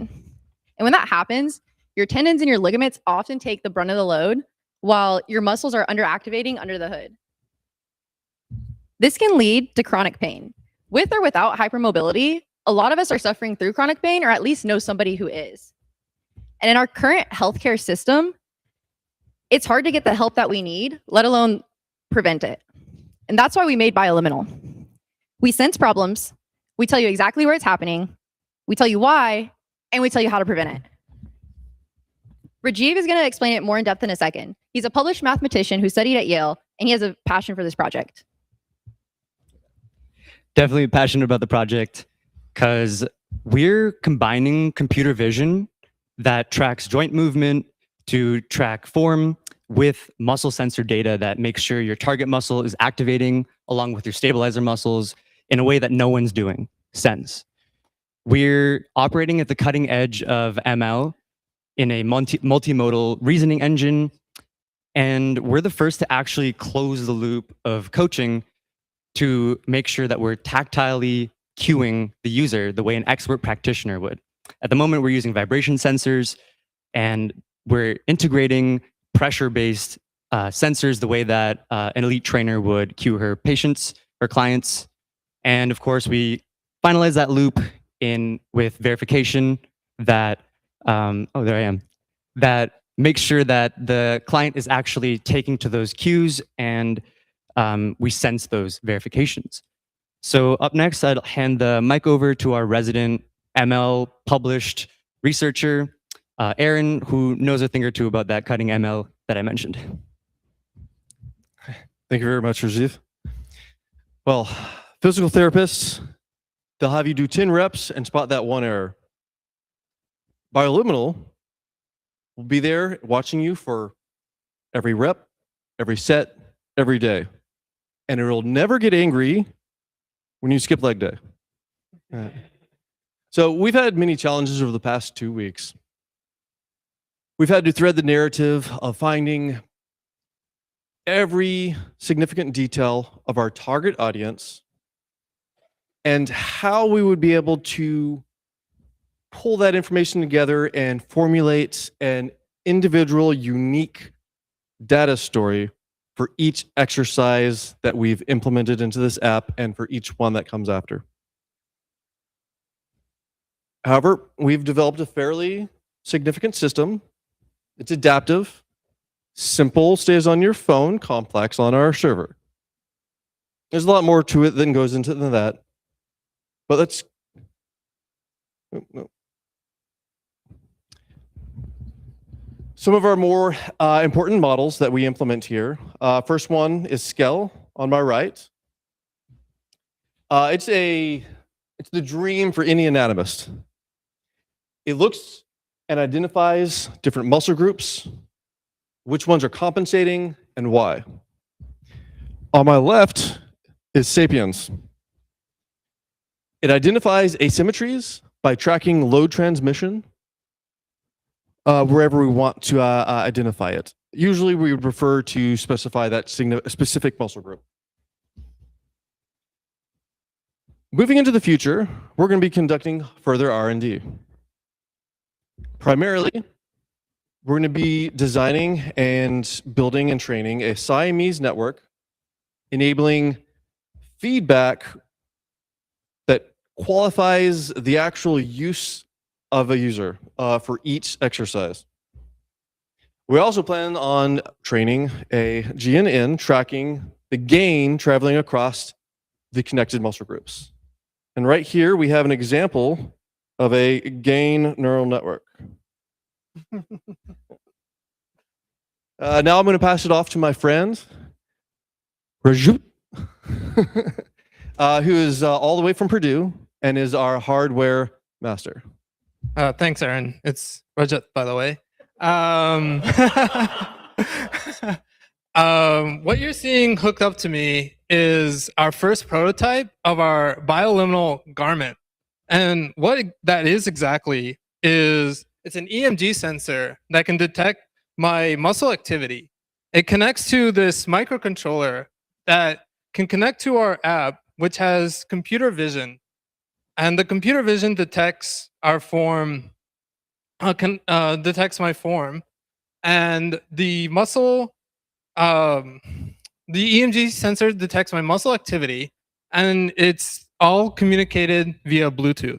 Let me do a few bicep reps where you can see this in action.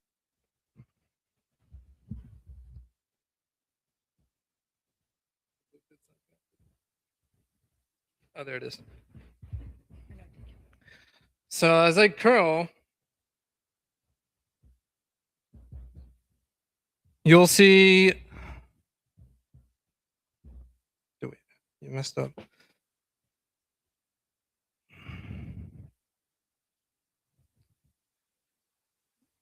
Sorry, technical difficulties.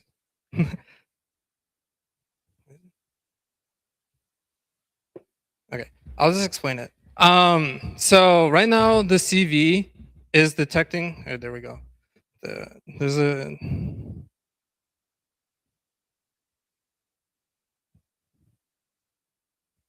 All right, there we go. So the Bluetooth connection was kind of weak.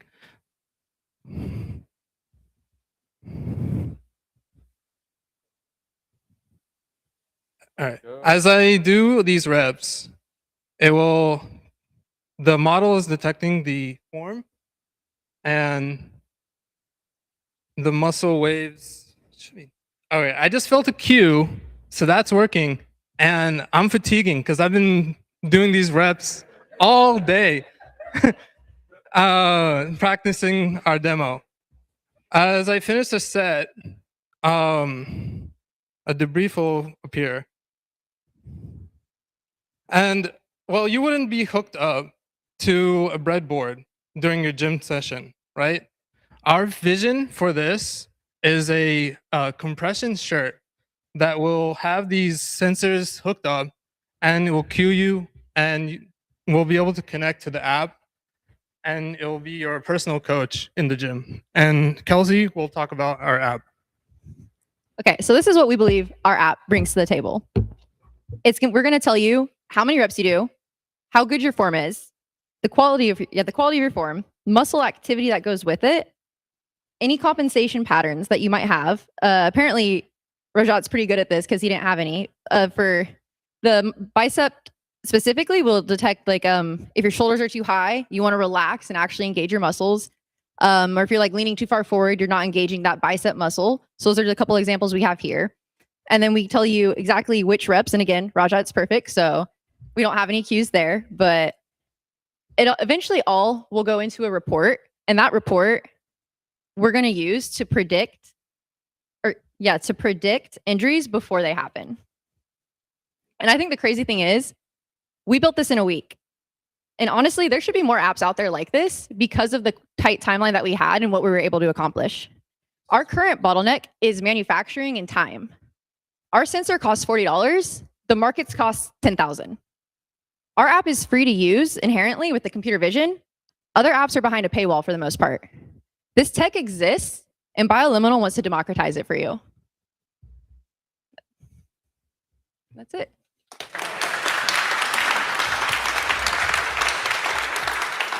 Real quick, just wanted to shout out our expert consultant team, Lawson Harris with 40 years of practitioner experience, and Milan Rach with AI, business strategy, and healthcare. So I'll open up the floor to questions. Yeah. Great job, guys, by the way. I've seen a lot of this type of technology being talked about from the defense tech space. Andrew releasing something similar with exoskeletons for trigger sensoring to enhance the time in which you actually have the latency of shooting people. Have you guys looked at applications outside of the health and fitness space on the cybernetics or human enhancement level type of applications? Yeah, I can answer that. That's actually a really interesting question because what we're kind of trying to do is measure what you're not doing in a way. And while that space is really cool and like supplemental, the scope that we're targeting right now is we're targeting what's not there in a way. So it's kind of hard to integrate the two, although I think that would be an interesting idea if there would be a way to like, I think we thought about like using a TENS type machine with it. So like sometimes people just don't, when they don't know what they're activating, they can't activate it, and being able to stimulate that. So that could be an application in that space, but those are the few options we've gone over. If you're interested in other niche user profiles, we're considering targeting folks like gardeners who, have continuous muscle strains that would benefit from our injury prevention methodology. Yeah, question. Have you guys also experimented with like, I know there's TENS and NMES, like neuromuscular electrical stim. Would that help at all for the same applications? Or is it kind of hard to bifurcate the EMG signal between the neuromuscular signals? In relation to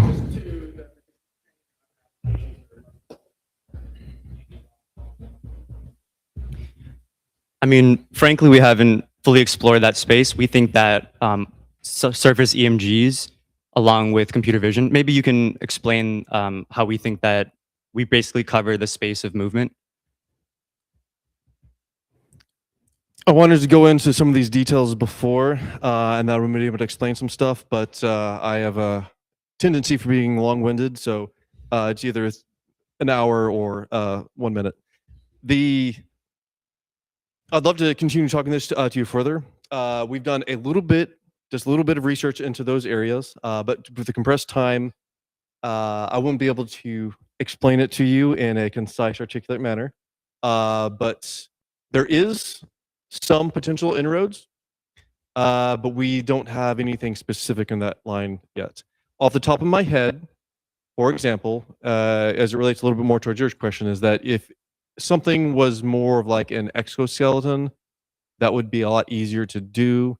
And really, it just depends on what kind of input data is allowed to infer or refine and combine with others to create another inference, which can be combined with other data to make more inference data. Because just like that one little muscle signal that we have a loop, that actually gets us 5 different modes of information. It's just math. And so almost assuredly that there is an inroad there. A sneak preview into the hour-long explanation. Any other questions? Yeah, phenomenal project. Could you talk about maybe the injury prevention side and how the queuing and the EMG kind of goes with that? So in terms of like the injury prevention, what the EMG sensors do, it sees your muscle fatiguing, and the whole science behind it is that it will detect the fatigue before your form breaks down, and then you'll get the cue to activate it, so that way it will help you prevent your injury. Without like EMG sensors, you might see good form in the mirror, and but then you might shift your loads to tendons that that would cause the injury. But with the EMG sensors, you can see that fatiguing in real time, and the cue will help you correct your form and activate the target muscle. I like to think about it in terms of rep count and rep quality. Rep quality comes with our form checking across the CV, and then the EMGs help you tune rep count, so you don't leave reps in reserve if you don't rep enough, which you're underperforming. That sucks. We're perfectionists here. And if you rep too hard, you're probably using your tendons, as Kelsey mentioned, and that's a problem too. We sense when you're fatiguing. They forgot to mention that they calibrated it to any individual in about 30 minutes. I was very impressed. Thank you.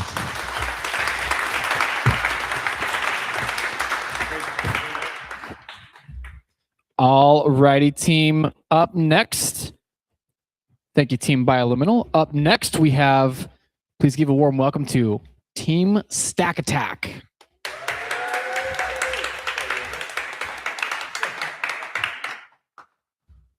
Excellent name.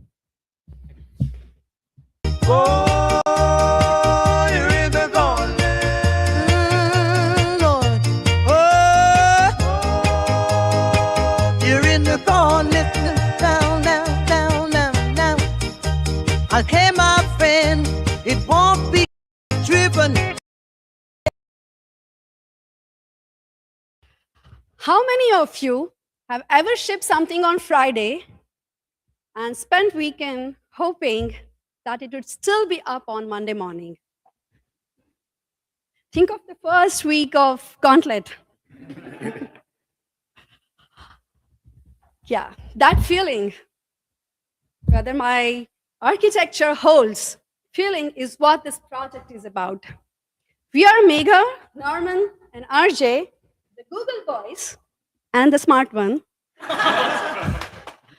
We built a tower defense game, Stack Attack. Before I tell you how it works, I want to tell you why we built it. In 2013, a website was launched. They spent $2 billion and expected 50,000 concurrent users. Guess what? On day one, in first few hours, 250,000 users showed up.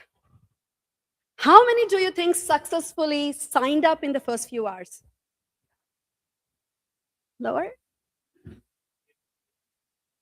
Lower? Any other guess? Yeah. The answer is 6. 6 people in the first few hours. And yes, the website was not a dinner reservation one. It was a healthcare website. And here's the thing. The code wasn't broken. The server was not hacked. The website failed. The reason is just one design decision. They forced every user to go through a narrow straw. One clog at the bottom, and nobody at the top could move. And that's the weird thing about the system design. You can read as many books as you want. You can draw as many diagrams and say, use a cache, use the database, shard the database. But when the real user hits your stack, it will still go wrong. Because the hard part is not the problem, patterns. It's knowing when to use them and trade-off. Trade-offs you're making. And that only comes from watching or playing something break. So instead of another tutorial, we built a game. Traffic is the enemy. Cache, load balancers, database, they are the towers. Every decision you make costs money, and every wave wants to kill your SLA. You don't study architecture, you defend it.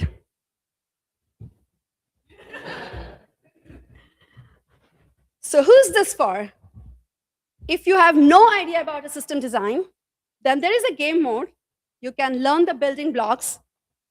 If you want to deep dive into the system design, there is a sandbox mode. You build the system, you break the system, and watch it. And if you want to see your own system in the game, upload a Terraform file or a JSON config. And Stack Attack renders your real architecture as a tower defense game. Your infra, your checkpoint, and your towers.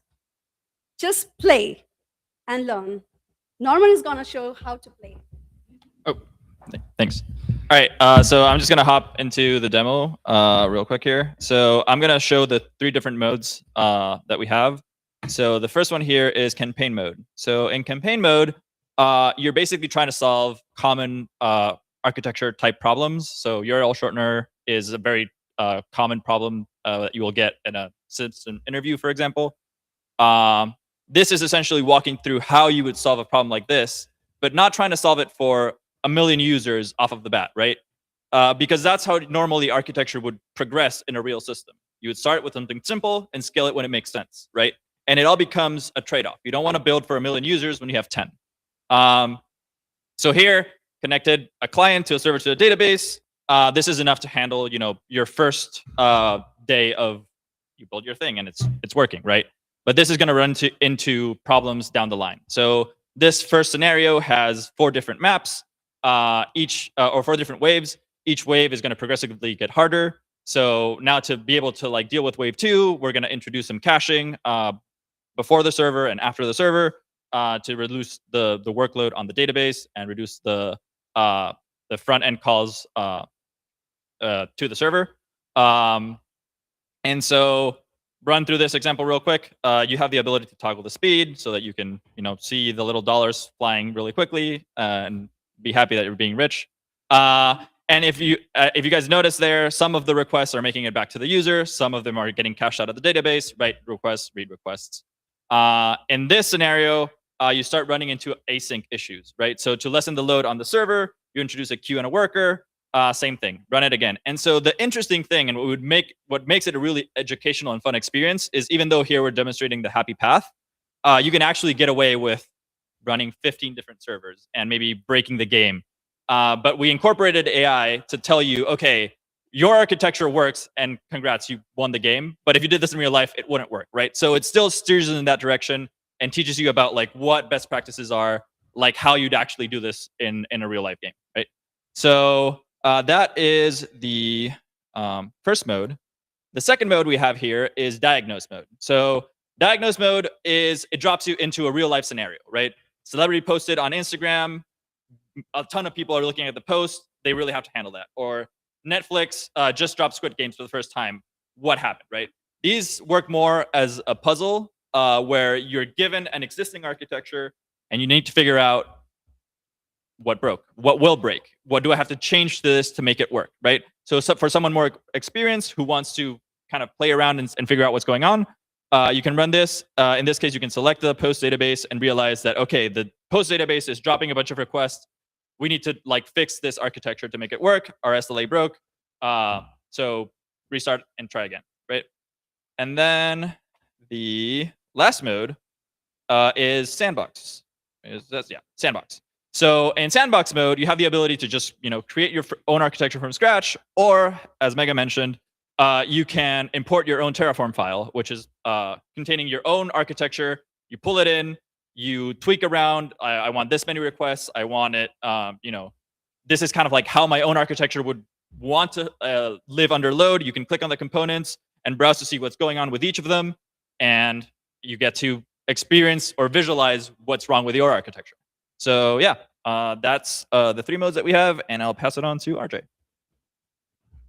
So what was paramount is that teaching was at the end of the day, you learn about these concepts whether you're trying to or not. If you're a beginner, you come in learning concepts like caching and databases, and you get familiar with these concepts so that if you were to walk into a system design interview or you look at an AWS console for the first time, you're not lost. We made it a point not to call them power towers or shield towers. We made it a point to use the actual industry terms so that you develop that familiarity. And if you want to learn more down the line, you can reference that exact terminology head on without having to try to translate into industry jargon. So where would we go from here? First, it would be an AI guided curriculum. Right now, the AI tutor responds to questions, but the next step would be to have a structured language mode where the AI would walk you through building resilient, scalable systems concept by concept. It observes your architecture, identifies what you have learned already, and then designs the next challenge to meet you where you are. Think of it as a personalized system design tutor that adapts to your skills in real time. Next would be a build your own repo mode, where you point your stack attack to your actual GitHub repo, and it will analyze your code base, identify your services, your databases, and your API boundaries, and generates a topology that mirrors your real architecture. Then it runs traffic through it, showing you exactly where your system would break under load and guide you through the fixes.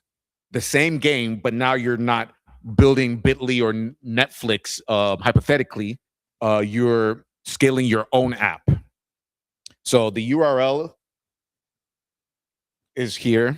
There's a system waiting for you, and it is about to get some heavy traffic. Let's see if you can defend your architecture. So stack attack is where infrastructure turns into intuition. Thank you very much.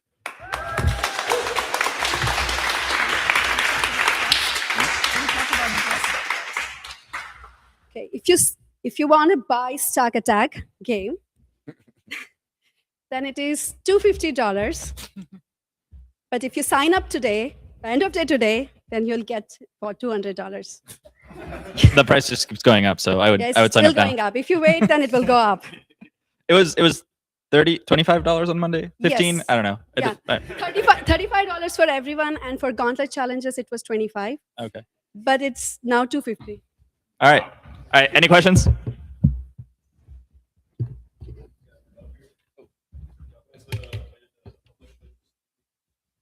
So originally we were considering, like, should we make it like a full-fledged game?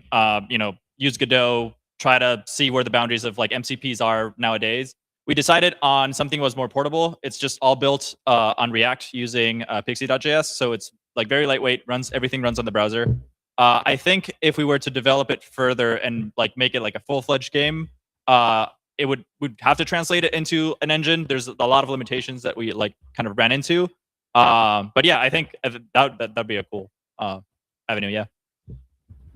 Yes.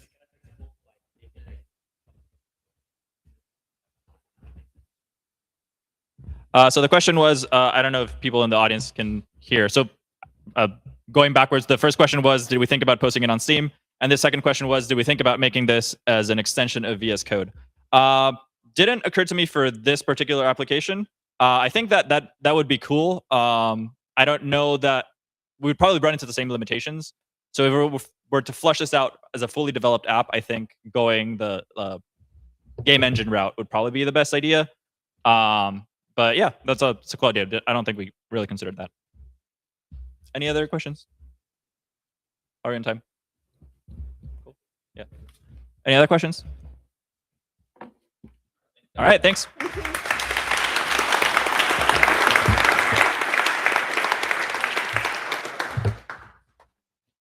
All righty. John, will you help me navigate here? How are y'all doing? Doing okay? Seeing some cool demos? Well, up next, I want to turn it over to our very AI own is the greatest CMO, force multiplier Mr. Josh. for Mr. talent Josh, that there has ever been. I think it's a bigger force multiplier than the internet or challenger at industrialization or the steam engine or anything we've ever seen.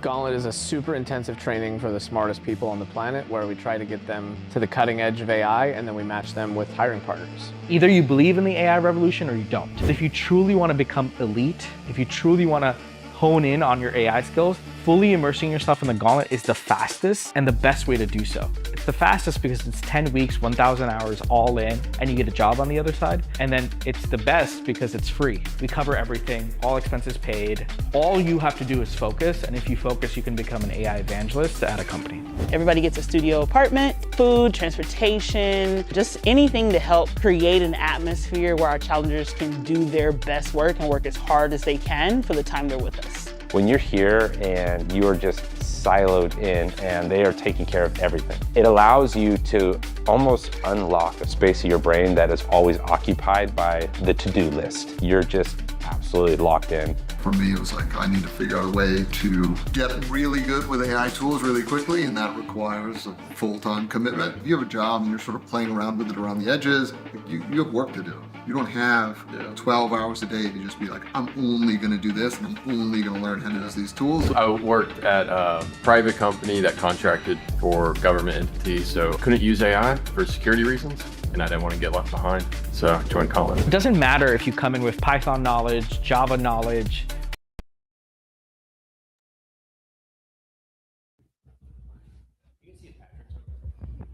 Patrick.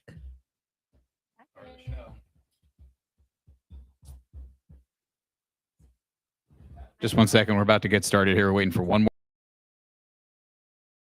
Coding agent you're using, what databases you're familiar with. What we're trying to teach you is a framework for thinking. How do you architect an AI system? How do you go about using an AI coding agent? How do you tell and articulate to an AI coding agent the type of system you want to build or the tech stack that you want to use? I think challengers here for you. Everyone's gone through the program. They'll give some more color on who they are. And because AI speeds everything up, we are going to do this panel a little faster than the 40 minutes or so that we had scheduled. We're going to try to get it done in about 20. We have some good questions lined up, but why don't we start with some introductions, and then we can pass the mics around as we go along. Hi, I'm Claudia. I was in cohort 3 for Gauntlet. My background's a little bit of nursing, and then I got into software engineering through a hackathon in Colombia, and I've just loved it ever since. My name is Nani. I was also in cohort 3. My background is education. And what else did you say? Yeah, it's cool. Hey everybody, my name is Vanes and I was also a G3 challenger and now I work as a AI software engineer. You guys know who I am. Go ahead. I'm Damien. I presented earlier. I'm a G4 challenger. Prior to this, I was the head of infrastructure at a video game company. I've had a lot of experience in infrastructure, cloud security, software development, things like that. So excited to. I'm going to be start here. with a fun fact about the panel here. Several of the people on the panel here are married to each other. Now, Gauntlet teaches you a lot. And we give you a lot of skills. We match you with a job. Do not come here necessarily thinking you're going to find a life partner. All these people suggested that their partners join the program or came together. I just want to establish that before we go into the discussion here. But I think the fact that everyone is bringing people with them and the people most important to them to go through the program is validation that this is something that's meaningful, impactful, and willing to go through a sacrifice. So we'll talk a little bit about the challenger experience, but I really want to get a little bit more technical as a marketing person who probably not well versed in a lot of this. I think the people listening would probably like to hear what you guys are working on, what you're doing that's interesting. But maybe just briefly, what brought you to Gauntlet? How's it been going since then? We can go kind of in order, or you can just jump in, and then we'll get into what are you working on now? What's cool? What's disappointing you? Go from there. I will start. So briefly, what got me into Gauntlet was actually started because of crypto. So crypto ended up meeting Patrick through Vanessa, my wife, and Patrick was posting all over X. Here's my Gauntlet experience. This is what I'm doing. We were so curious that we ended up asking him, "Are you up for a call?" And he's like, "Yeah." At the time, we were in Malaysia. Yeah, at the time we were in Malaysia, and so we get a phone call from Patrick. It's dark outside, 11 p.m., midnight over here. He's walking around. He's like, "Oh my gosh, I'm learning so much. Like, you guys should definitely come check out Gauntlet." And that's what brought us. You go. No, because I came because you came. So, how about you say yours first? I kind of already did. Okay. My husband graduated from Cohort 2. During Cohort 2, he kept telling me the amazing things that they were doing and all the things that he was learning. And he goes like, "You need to come." And I was like, "No way. 7 weeks away from the kiddos. It's going to be very difficult." And then he started to make a project with Montessori. And I'm a Montessori lover, I call it. But I became a guide while I was homeschooling my kids. And the connection just seemed very perfect that I was now able to, after self-taught engineering, mix that with something that I've been doing for so many years. It's been about 8 years now. So once he started doing that project, that really got me excited. And I started to think more about it. And I applied for Cohort 3, and that's how I ended up here. You're talking about Natalie? Sure. Yeah. So we have -1. So, yeah. Initially, my wife. Actually, there she is. She was supposed to present here. If you want to come up. I got space for you. All right. Well, she'll be right here. Hold on. You know this is live. We're talking about how you made it to Gauntlet. That's a really funny story. So I actually found out about Gauntlet through him. And I found out about it a day before the deadline to submit your application was due. And I applied kind of on a whim. And I told my husband, okay, if I get it, then we'll do it and we'll figure it out. Well, it turns out that we kind of wanted to get married. So I had to postpone Cohort 1. Then I reapplied for Cohort 2 and now I'm here. But yeah, it was kind of magical. It was because of him. Yes. My experience in Cohort 2 was amazing, extremely challenging. I would say probably pretty life-changing, mostly because Gauntlet is a pure force function that puts you in like a fast track mindset. You will not survive here if you don't work hard. And you will be pushed to work harder than you ever have and think faster and deeper about problems that you've never tackled end to end. And you'll also be pushed to really take ownership for your product end to end, which is something that very few people have the opportunity to do unless they kind of go out and search how to do it in the wild and also have a lot of personal drive to get it done. And you know, I got to make all these friends. Literally, all of these people are my real life friends. So it's amazing. And my husband has been in it too. So there's a big sense of community. And it's pretty wonderful because, I mean, how often do you get to talk to all these like brilliant, hardworking, driven people that also understand the grind set? So, yeah. Yeah. So like she said, you know, I found out about Gauntlet through Twitter. At the time, it wasn't really a good place for me to jump into the 10-week program. But once she went through it, I saw how much fun she had and all of the, you know, skills and friends that she made. And it sort of, Gauntlet is kind of like a summer camp for engineers. You know, you're at sleepaway camp and you make all these friends. And then by the end of it, you're like, man, you know, I've made all these friends and now they're all about to go home. Except Patrick's been hiring too many of them. So they all come here and then, you know, you get to hang out with them.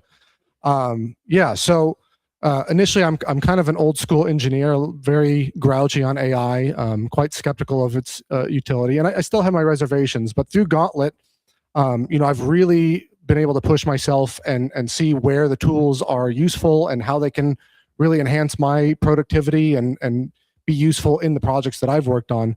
But more than that, it's been a great opportunity to meet a lot of really amazing people. It's extremely rare for you to be in a place where there's 60 people who have all been filtered to be kind of like you. You know, they all kind of think the same. They all kind of work hard like you do. They're all interested in technology, all interested in pushing themselves. And I've never had an easier time making friends with people. So I think that is really what Gauntlet provides more than any other place ever could. Sure. All right. Well, maybe you could find your spouse here. So based on that, or at least a really good friend. I am going to stop the commercials for Gauntlet in just a second, and we're going to get into some technology stuff. But what I will say, one last commercial, is you can still apply for the next cohort. It does start on Monday, and it is a big commitment. But if you are looking for your next opportunity or challenge, it is not only 3+ years of experience. We have other programs that we are partnering with the government on to provide capabilities and skills for AI talent across the federal government. So if you are interested, recently graduated, or perhaps have 1 or 2 years of experience and you're thinking, what's going to be the next challenge? How can I contribute? Go to the website, apply. By the time that we're done with this presentation, you could have had your application in. I see Drew in his office down there, and he will be reviewing it live, maybe before this is even over. So that being said, I would love to hear a little bit. Isaac, you said you're skeptical of AI. Maybe we start with that. Were any of you skeptics before you joined, and have you truly changed your mind? I had never used AI before I joined, like hardcore.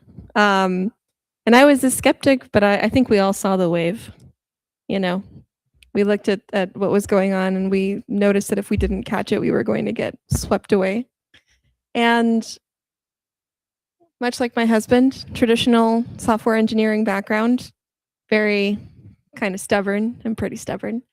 And now I kind of feel like an octopus.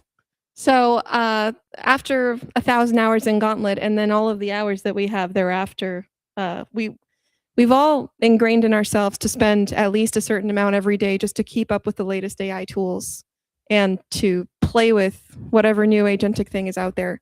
And it's insane. You learn to use it like you would a programming language or some other sort of software tool. The productivity gains are amazing. And you learn how to tune it to whatever output you particularly want.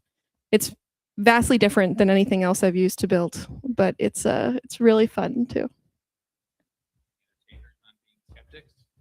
I was not a skeptic on AI. I was, however, a skeptic on Gauntlet. I wasn't really sure about it. And honestly, if it wasn't for Patrick being someone that we had known, I'm not sure how I would take it, but it was his phone call of like just seeing how excited he was of what he was building, all the projects that he was able to do, and just the shifting your mindset of there's no limitation. You can find a loop. There's an answer for everything. You just need to be curious to ask those questions. Yeah, and I think it's just the way that you use it after Gauntlet. Honestly, before Gauntlet, I would use some AI, but it was very beginner level, I would call it. And after the 1,000 hours that you explain and the 1,000 more that come after with work, it honestly is just a different way that you end up utilizing the AI and the tools that comes with it. Yeah, so I tried to use AI multiple times at my previous position and just ran into a lot of bottlenecks with the quality of output. About 6 months ago, I think we all kind of noticed that the harnesses and the models were changing quite a lot. And I wanted to, kind of see where things were going. I'm less skeptical of AI's utility in general right now. I think that there's a lot of use cases and tooling that can be built that, you can do things with AI that no other software could do. Things like, the chatbots that we have, or, automated, like log assessment systems, things like that really can create a huge boost in productivity. I can't tell you the amount of times I've been up till 3 in the mornings parsing through logs, trying to figure out what happened. And now AI can, you can dump a gigabyte file into AI and have it parse it in a couple minutes. The one thing that I think is still an open question is what an AI first system looks like over the next 3 to 5 years. You know, you start programming with something, and the analogy that I've been using is like old school programming was like driving an old manual car from the 50s. You know, everything was connected to the road through a piece of metal. And currently, I feel like programming with the agentic models right now is like driving a minivan on ice. You have a very limited control of where things are going. But I think that there is a real opportunity for people coming to Gauntlet to maybe try to find ways to fix that problem. I've been doing my own experiments, and I think the benefit of AI and how I've been able to use it is to try out a ton of ideas. You know, it might not be something that is long-term maintainable at first, but you can try out far more concepts and ideas and prototypes than you would have been able to do before. So that's something that I've gotten a lot of utility out of. I want to make a note about AI too. Something that I've discovered that I didn't know before is that AI is really good at frontier problems if you know how to apply it. One example is NP hard problems. So I don't know if any of you have ever, I'm sure that all of us have come across our share of those. But those are problems that are pretty much impossible to solve in a reasonable amount of time. I've used agentic systems now to solve some of those. Another one is something like really difficult math research problems.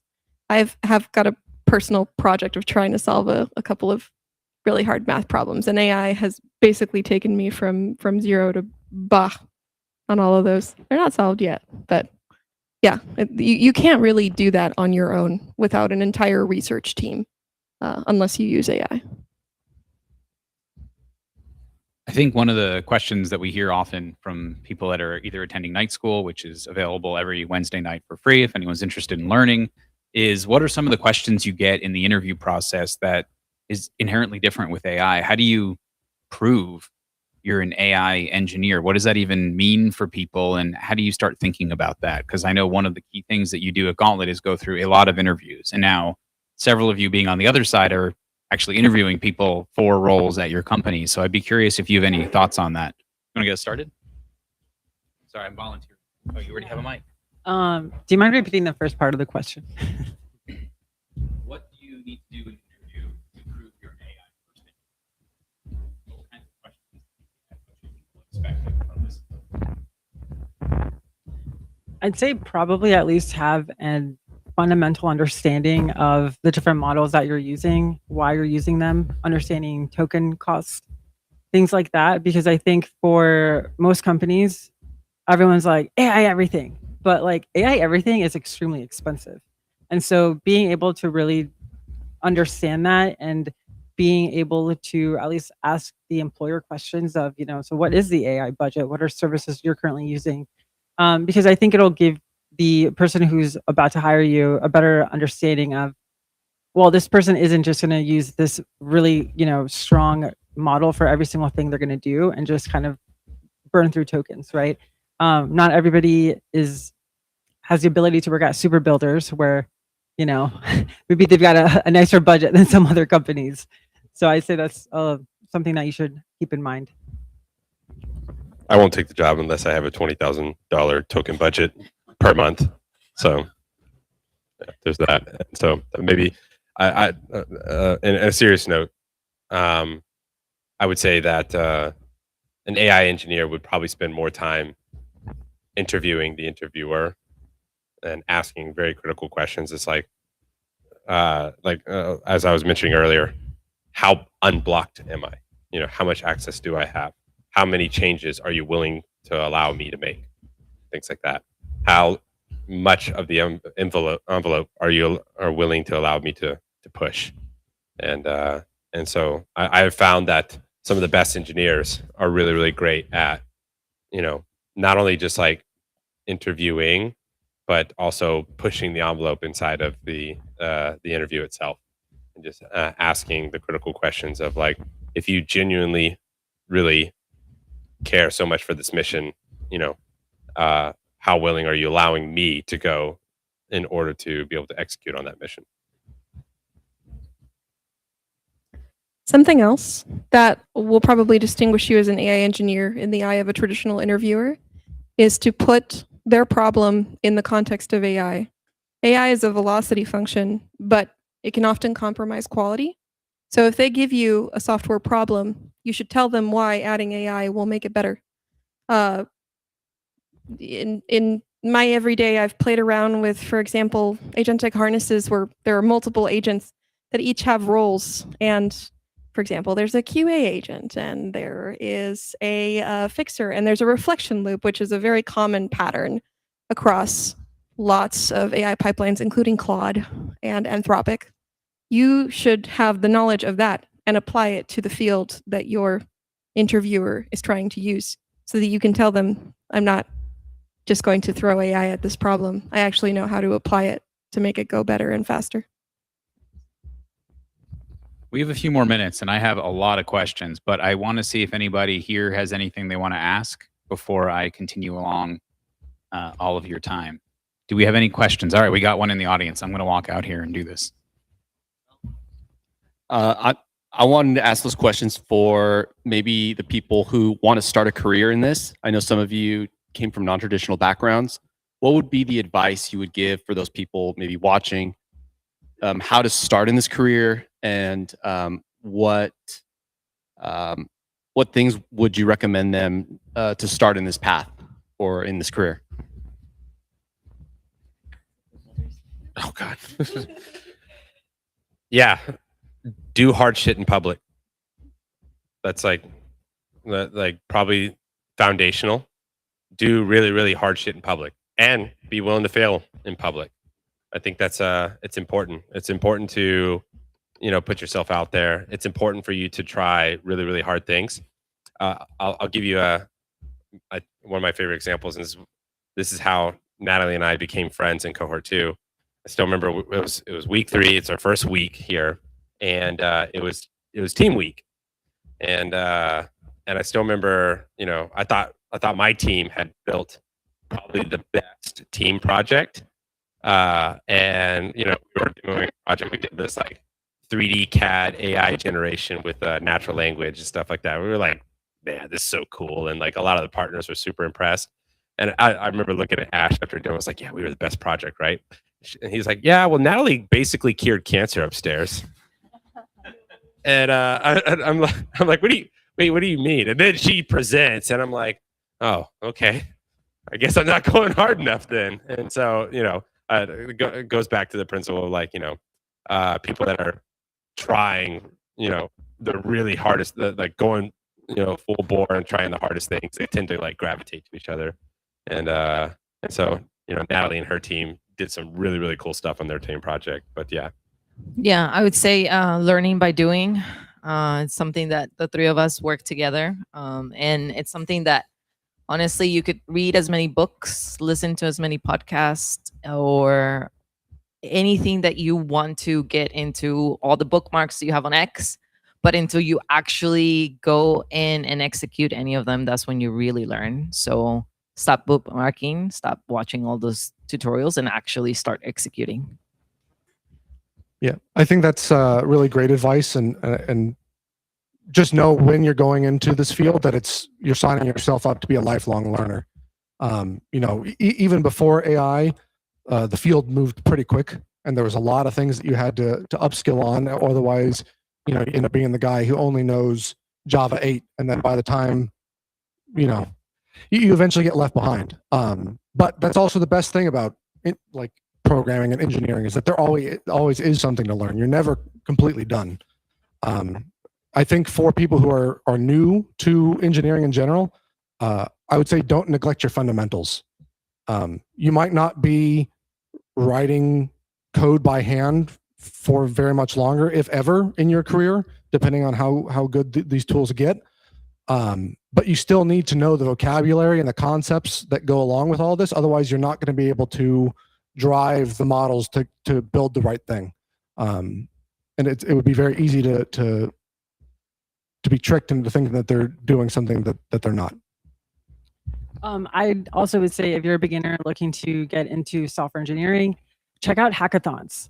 They are extremely beginner friendly, and you know what? There's a pretty high likelihood you might actually win money. So it's like a 2-for-1 thing. And then you do something at the hackathon, you post about it on Twitter, like Patrick said, and then you just continue doing that. And then at that point, you're going to build a GitHub portfolio. You might build an audience on Twitter, and that will really help you get into a position like when you get to Gauntlet, you'll just build a confidence that you've actually built applications. Even if maybe you're still a little rusty on the fundamentals, you have time to learn that. The cancer thing is a really funny story, Patrick. Okay, so the story behind that is that that's an idea that has been in the back of my mind since college, but I couldn't build it. It's kind of like the NP hard problem and the math problem thing. So I agree with Patrick. Do hard shit. Do things that you think are impossible and just try to do it. And if you don't know about the agentic tools themselves, you might need to invest a little bit of money. But I think, for most of these models, $20 a month is kind of the entry point for a certain tier, and you can experiment and see how far you can get. So, just start talking to ChatGPT, talk to Claude, experiment with research tools like Manus or Grok. Ask people, we're all on social media, so I'm sure, ask us what our favorite tools are. We'll probably talk about them. We talk a lot. But if you have a crazy idea that you think is impossible, I challenge you to look at it with AI. Any other questions from the audience? I got one down here. Hang on. Here we go. All right. One of the things that we discuss in Gauntlet a lot is system design. In your life after Gauntlet, what new systems have you put in place to manage yourself? When you say system design, are you talking about like engineering systems, or are you just talking about systems in general? Well, I was talking about systems in general. I was thinking about engineering system design because that's what Gauntlet talks about. But obviously, high IQ people that you are, you've thought about it in other domains. Okay, yeah. So systems exist in every facet of what we do, not just the engineering, but just like literally how you operate as a professional. And really famous James Clear quote is, you never rise to the occasion, you only fall to the lowest point of your systems.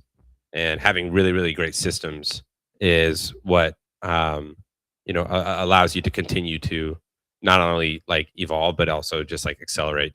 And so one of my biggest things that I like to say is, the best engineers are ones that are constantly trying to improve their systems for how to learn, systems for engineering, systems for communicating, and so on. So I would say, I'm kind of giving a broad answer, but systems not only are important, but they're foundational to you as a professional. I'd say right now in work, we're kind of experiencing a system shift per se. I come from, I guess, traditional software engineering where, you would push a couple of PRs, maybe a week, very slow, right?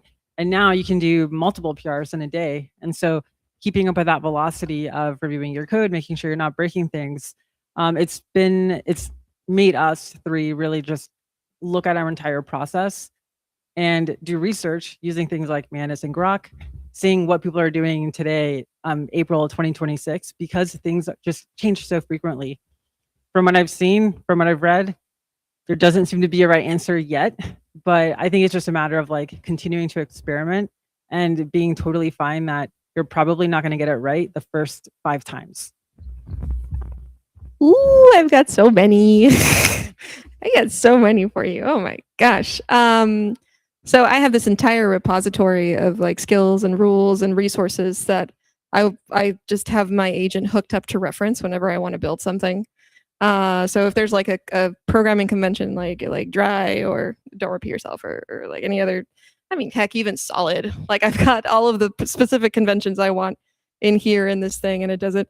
I have a skill for me that does a daily update at the beginning and at the end of the day that then pulls all the stuff I have to do in the day from a bunch of different places. I have particular tools for different things. So some tools are really good at visuals. Like Gemini's actually really good at design. I don't know, man. At this point, it's a microcosm of systems for whatever. Whenever there's a need and I feel friction, I'm like, can I make that better with a skill or with AI? And to be fair, AI isn't always the answer. People have mentioned, and my husband has too, that if you lack the fundamentals, you can really get yourself into trouble. But if you define your own fundamentals and orchestrate them with your AI tools, then you're usually pretty safe. What else do I have? Automated systems that check the PRs that I do, like the traditional CI/CD stuff. Deterministic systems that ensure that the code I produce matches literal deterministic rules that I want to match so that I don't always rely on AI. Yeah, I don't know, man. It's like this is an eldritch horror of a system at this point. Cool. Yeah, so I'm still in Gauntlet, so I haven't had much time to think about anything but today, really. But I'm already starting to think about ways that I can incorporate AI to manage, all these like tedious tasks, like making sure that the maintenance guy is showing up on time and that things are being scheduled. And when my wife and I have our first child here in a couple of months, that we aren't taking on too much cognitive burden with keeping up with feeding schedules or with the house, so that we can just focus on the fact that we are together and are taking care of our child. And when we do go back to work, that there isn't so much to worry about. So that's kind of my hope leaving Gauntlet. I think after you have your kid, we'll revisit that question and see if they completely destroyed your plans for using AI to reduce your cognitive load. We only have about 1 or 2 more minutes, but what I'd love to finish with is a question on one tool you're currently using that's not sort of out there that everybody knows about that you would recommend people try. You want to start first because you've got the mic, Isaac? Sure. Yeah. So the tool that I've been using lately is OpenCode. It's a free and open source harness. I like it a lot because you can see what's going on inside of it. You can tweak it to whatever you want it to do. It's very easy to write plugins for it. I've been able to kind of jerry-rig this whole system up where I can interact with it over text or over like a chat agent that I have on my phone, get push notifications for when agents are done running. Well, my laptop is off doing whatever, so I can go to the coffee shop or whatever while I'm taking a break, but still make sure that things are running in the background. So that's been quite enjoyable. Yeah.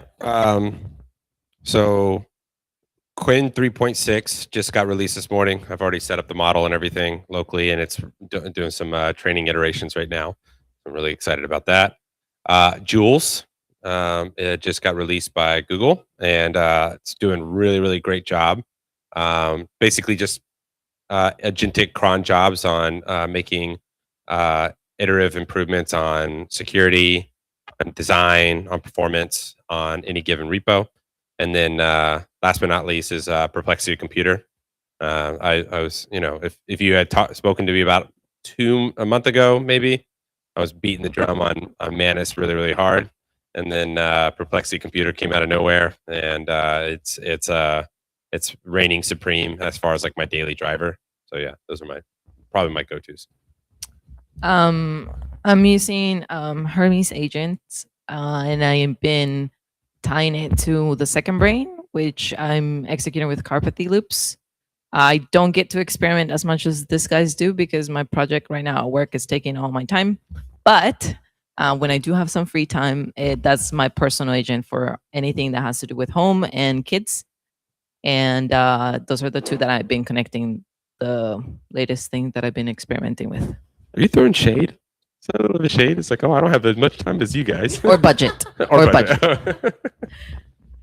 All right, I'd say I'm pretty basic as far as like what I've been doing. Been really enjoying routines on Claude, but recently I learned about wikis, and so I've been kind of doing my own like health wiki, where I've like, don't kill me guys, but I've uploaded a lot of health data, training logs, diet, all these things, and so it's been pretty great to just kind of like check in. I like text my bot, and then it tells me the workout for the day, and I can just kind of like talk to it throughout the day of how my sleep is. Did I have an energy drink before my workout?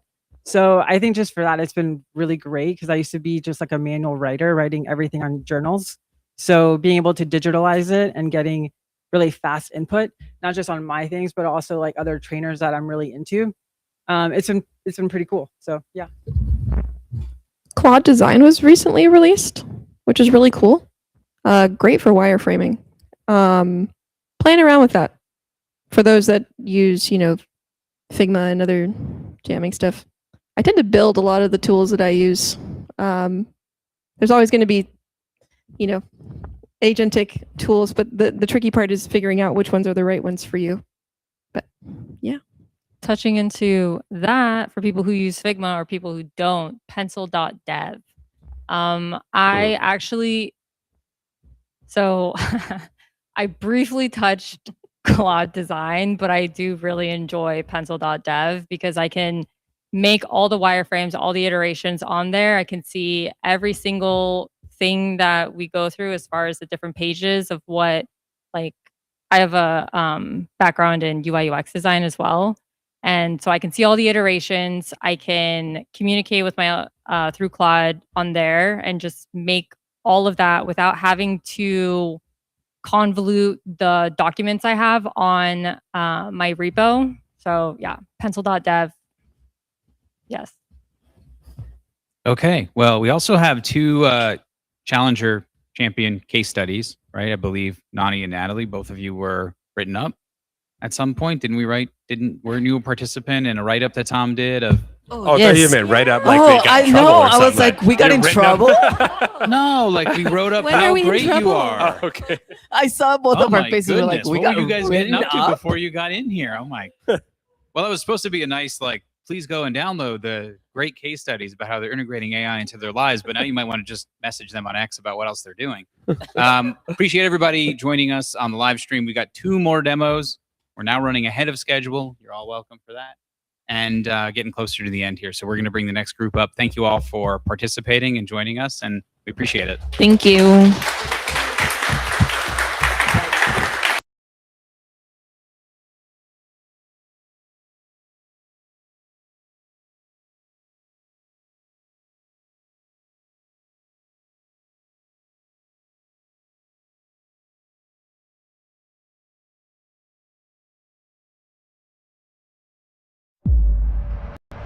AI is the greatest force multiplier for talent that there has ever been. I think it's a bigger force multiplier than the internet or industrialization or the steam engine or anything we've ever seen. Gauntlet is a super intensive training for the smartest people on the planet where we try to get them to the cutting edge of AI and then we match them with hiring partners. Either you believe in the AI revolution or you don't. If you truly want to become elite, if you truly want to hone in on your AI skills, fully immersing yourself in the Gauntlet is the fastest and the best way to do so. It's the fastest because it's 10 weeks, 1,000 hours all in, and you get a job on the other side. And then it's the best because it's free. We cover everything, all expenses paid. All you have to do is focus, and if you focus, you can become an AI evangelist at a company.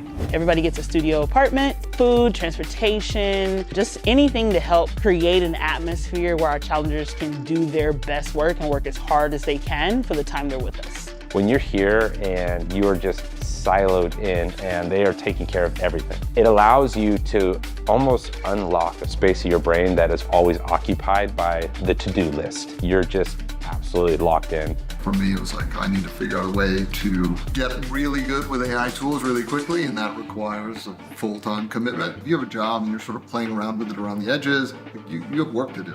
You don't have 12 hours a day to just be like, I'm only going to do this and I'm only going to learn how to use these tools. I worked at a private company that contracted for government entities, so couldn't use AI for security reasons, and I didn't want to get left behind, so I joined Cohort. It doesn't matter if you come in with Python knowledge, Java knowledge, what coding.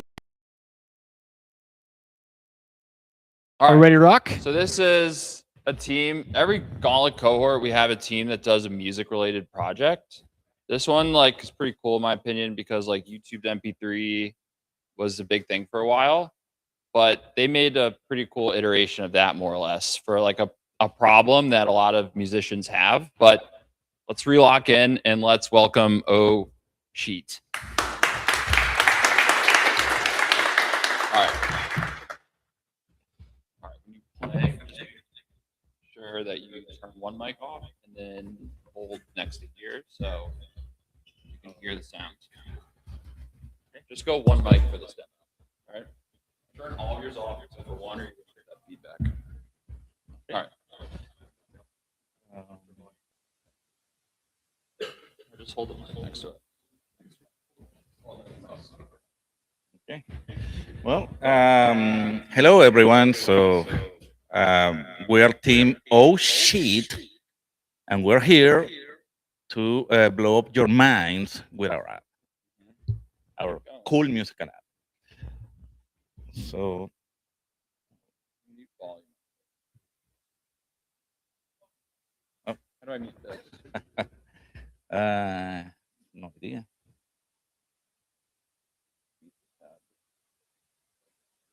Mute tab.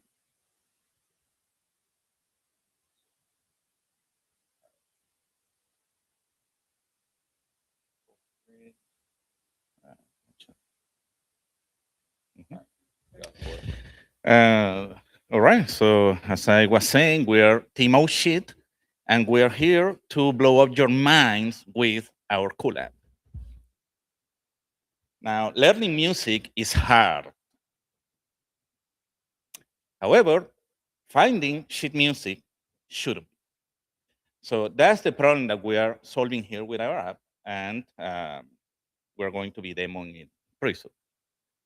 Now, for that, for the demo, we would like to request a song from the audience. Any takers? All right, Star Wars. Cool, geeky song. So good choice. So here, Rag is going to be looking for it on YouTube to demo how we just take the URL of the song and we drop that into the app, and she's gonna get that started while we continue our demo, because it takes a couple of minutes to the process. So while that is happening, Ross is gonna talk to us about the problem that we are solving. Thanks, Luis. Sheet music is pay to play. A hit song like Golden typically runs about $6 a pop. This compounds pretty quickly. You also only get one publisher's take. Niche songs or certain arrangements typically aren't even available at all. It's this friction that keeps beginners stuck and unable to progress. It takes an accomplished musician typically several hours to transcribe a single song by ear. This is a difficult process, and beginners typically don't have the ear for it. Community transcriptions are typically full of errors and have unreadable notation. We created an OSheet to address these problems.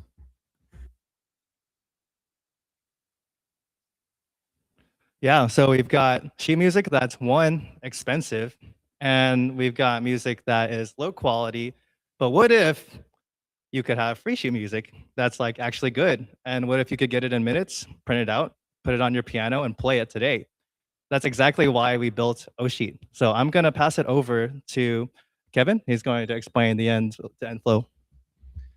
Thanks, Jack. So yeah, our app does this in 4 steps. There's ingestion, transcription, arrangement, and engraving. Ingestion, you drop the YouTube URL in. We search for existing covers to be able to simplify the process. During transcription, we convert that cover into a MIDI file for downstream processing. In the arrangement step, we put together the actual piano sheet music. And then engraving, we write it to PDF. So now I'm going to hand it off to Rack, who's going to demo the app. Thanks, Kevin. All right, let's see how this cooked. So yeah, voila, you have the rendered Star Wars sheet music. As you can see, it's a lot cleaner than the example we showed before that had like rust outside the staff and just like very messy notes all about. And aside from the sheet music, we're able to play it here. And if you can give me a drum roll while it loads and observes the rest.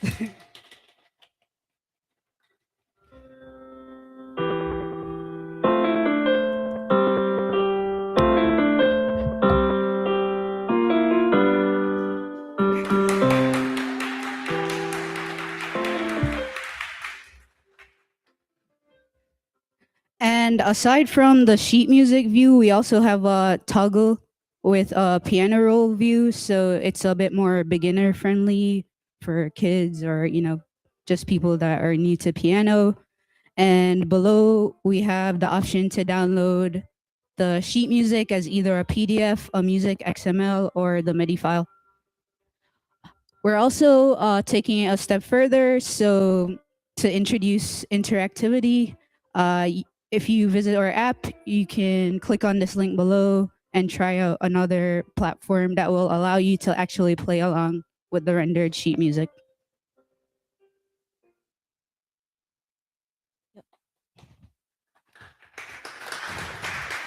Yes, so that is it, sheet for you. And thank you for being here. You can visit both our GitHub or try out the app yourself using the QR codes here. And we'll open it up to any questions.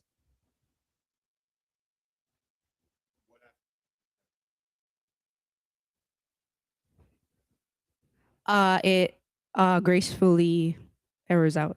Like it will tell you like the music isn't available.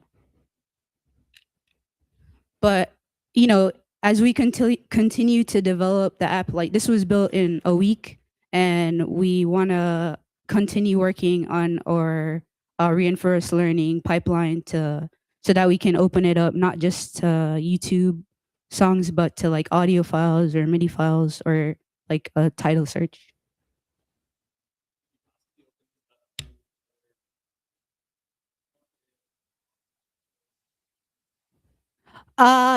We just want to get like one thing done really, really well first. So once we have the piano process like tackled and like streamlined, then we'll like explore other instruments.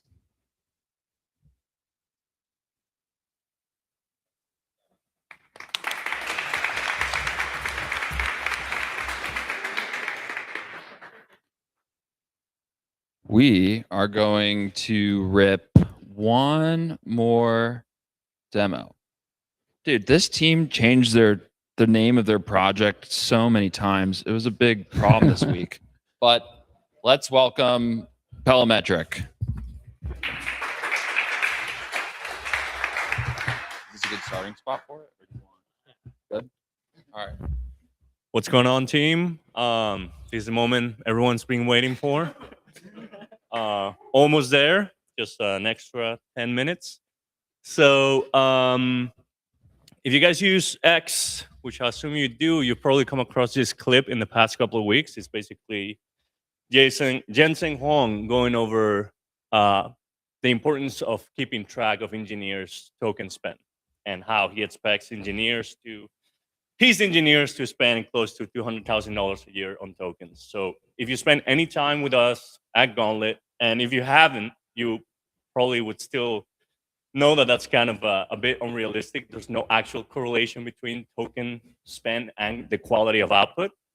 Now, quick show of hands, how many of you actively keep track of token usage across your projects? Okay, there we go. Quick show of hands, how many of you keep track of token usage across pull requests? Okay, nobody. Token usage across skills, across plugins. Okay, there we go. So enter Pelometric. Pelometric is an open source analytics dashboard meant to bridge the gap.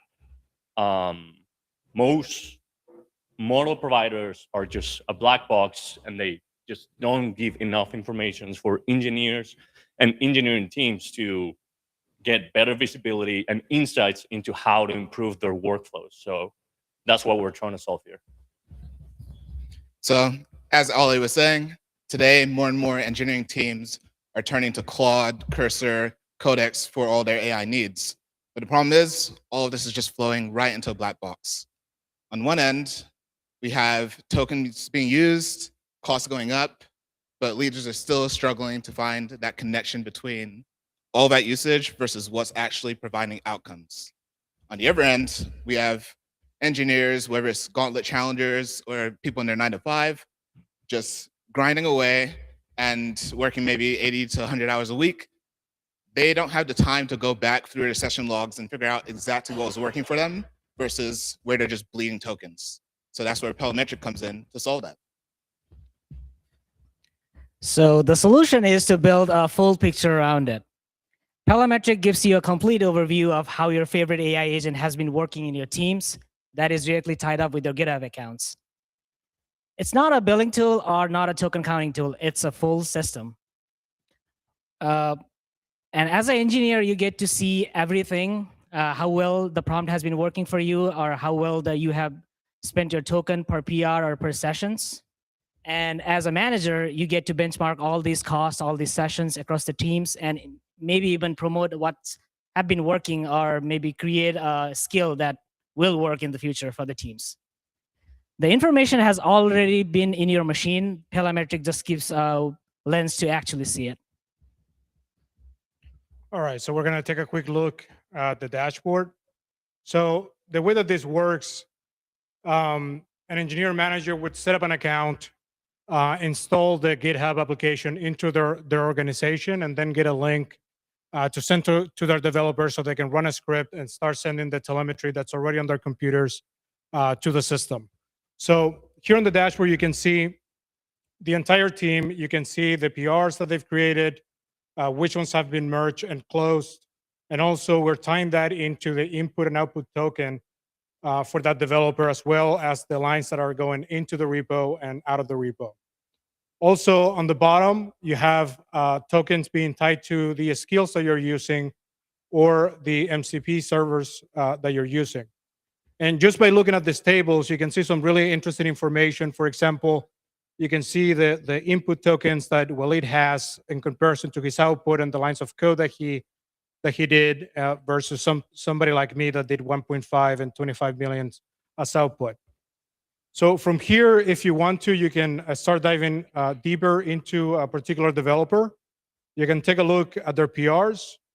You can take a look at this, their type of skills and tokens that went into it, MCPs, tools, the files that they've been working on, as well as the sessions. And if there is any interesting session that you want to dive into it a little bit deeper, you can click on it and actually see the full script and the prompts that engineer used for that session. So these are some of the insights that we're giving the engineer managers and the engineers on our platform. Thank you. As the team has really shown today, most modern engineering teams are already using agents across their organization's code bases every day in all their repos. If you're an engineering lead and you're tired of guessing at ROI, please head to parametric.com/intro and we'd love to chat with you. But for everyone here and all solo developers, the same problem exists. We all have gigabytes of session data, logs just sitting on our machine, and there's valuable insights there as well.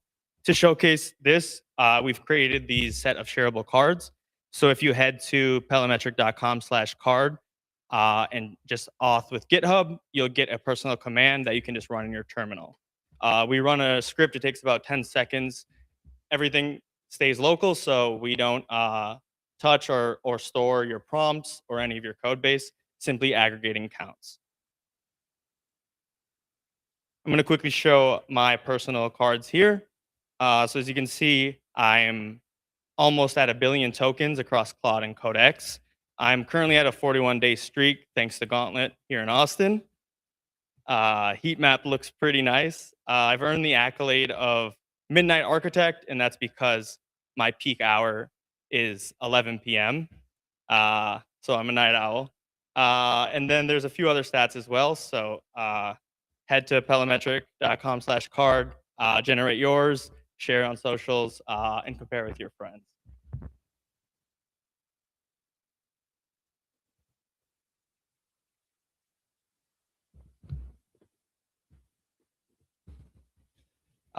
If you find this problem space interesting, please reach out to any of us. We'd love to chat and pick your brain. With Parametric, you can now make your AI output measurable. Thank you.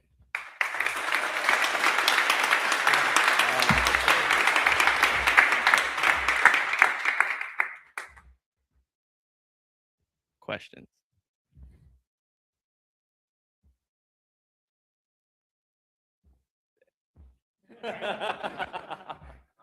Thanks, guys.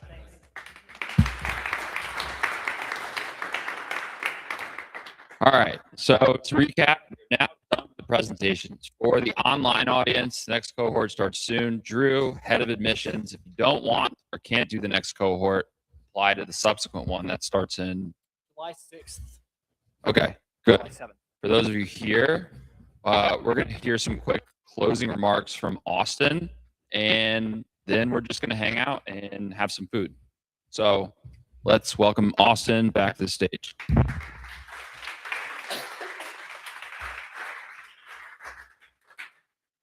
Awesome. Thank you, guys. I'll keep it brief for here, but first of all, how does challengers? How do you guys feel? Do you feel any sense of relief yet? Any of that washing over, or are we still stressed? Feeling good? Awesome.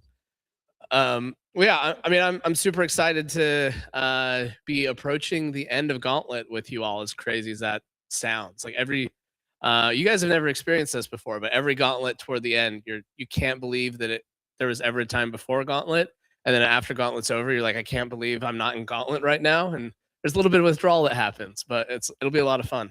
I wanted to thank everybody involved, from Ash, Jonathan, team, Javik, everybody who helped you guys out, to the challengers, to the operations team, and those are some really impressive demos. I know it always doesn't sink into all of us that what you can do in a week does not feel real or normal to a lot of folks in the outside world, but that's a really impressive thing to have done in a week. So I hope that you all feel really proud. I hope that we're excited to see where you go next, and we're excited to keep in touch and hopefully bring you back with your spouses for the next cohort's showcase. But with that said, we're gonna wind it down and have dinner and celebrate and hang out.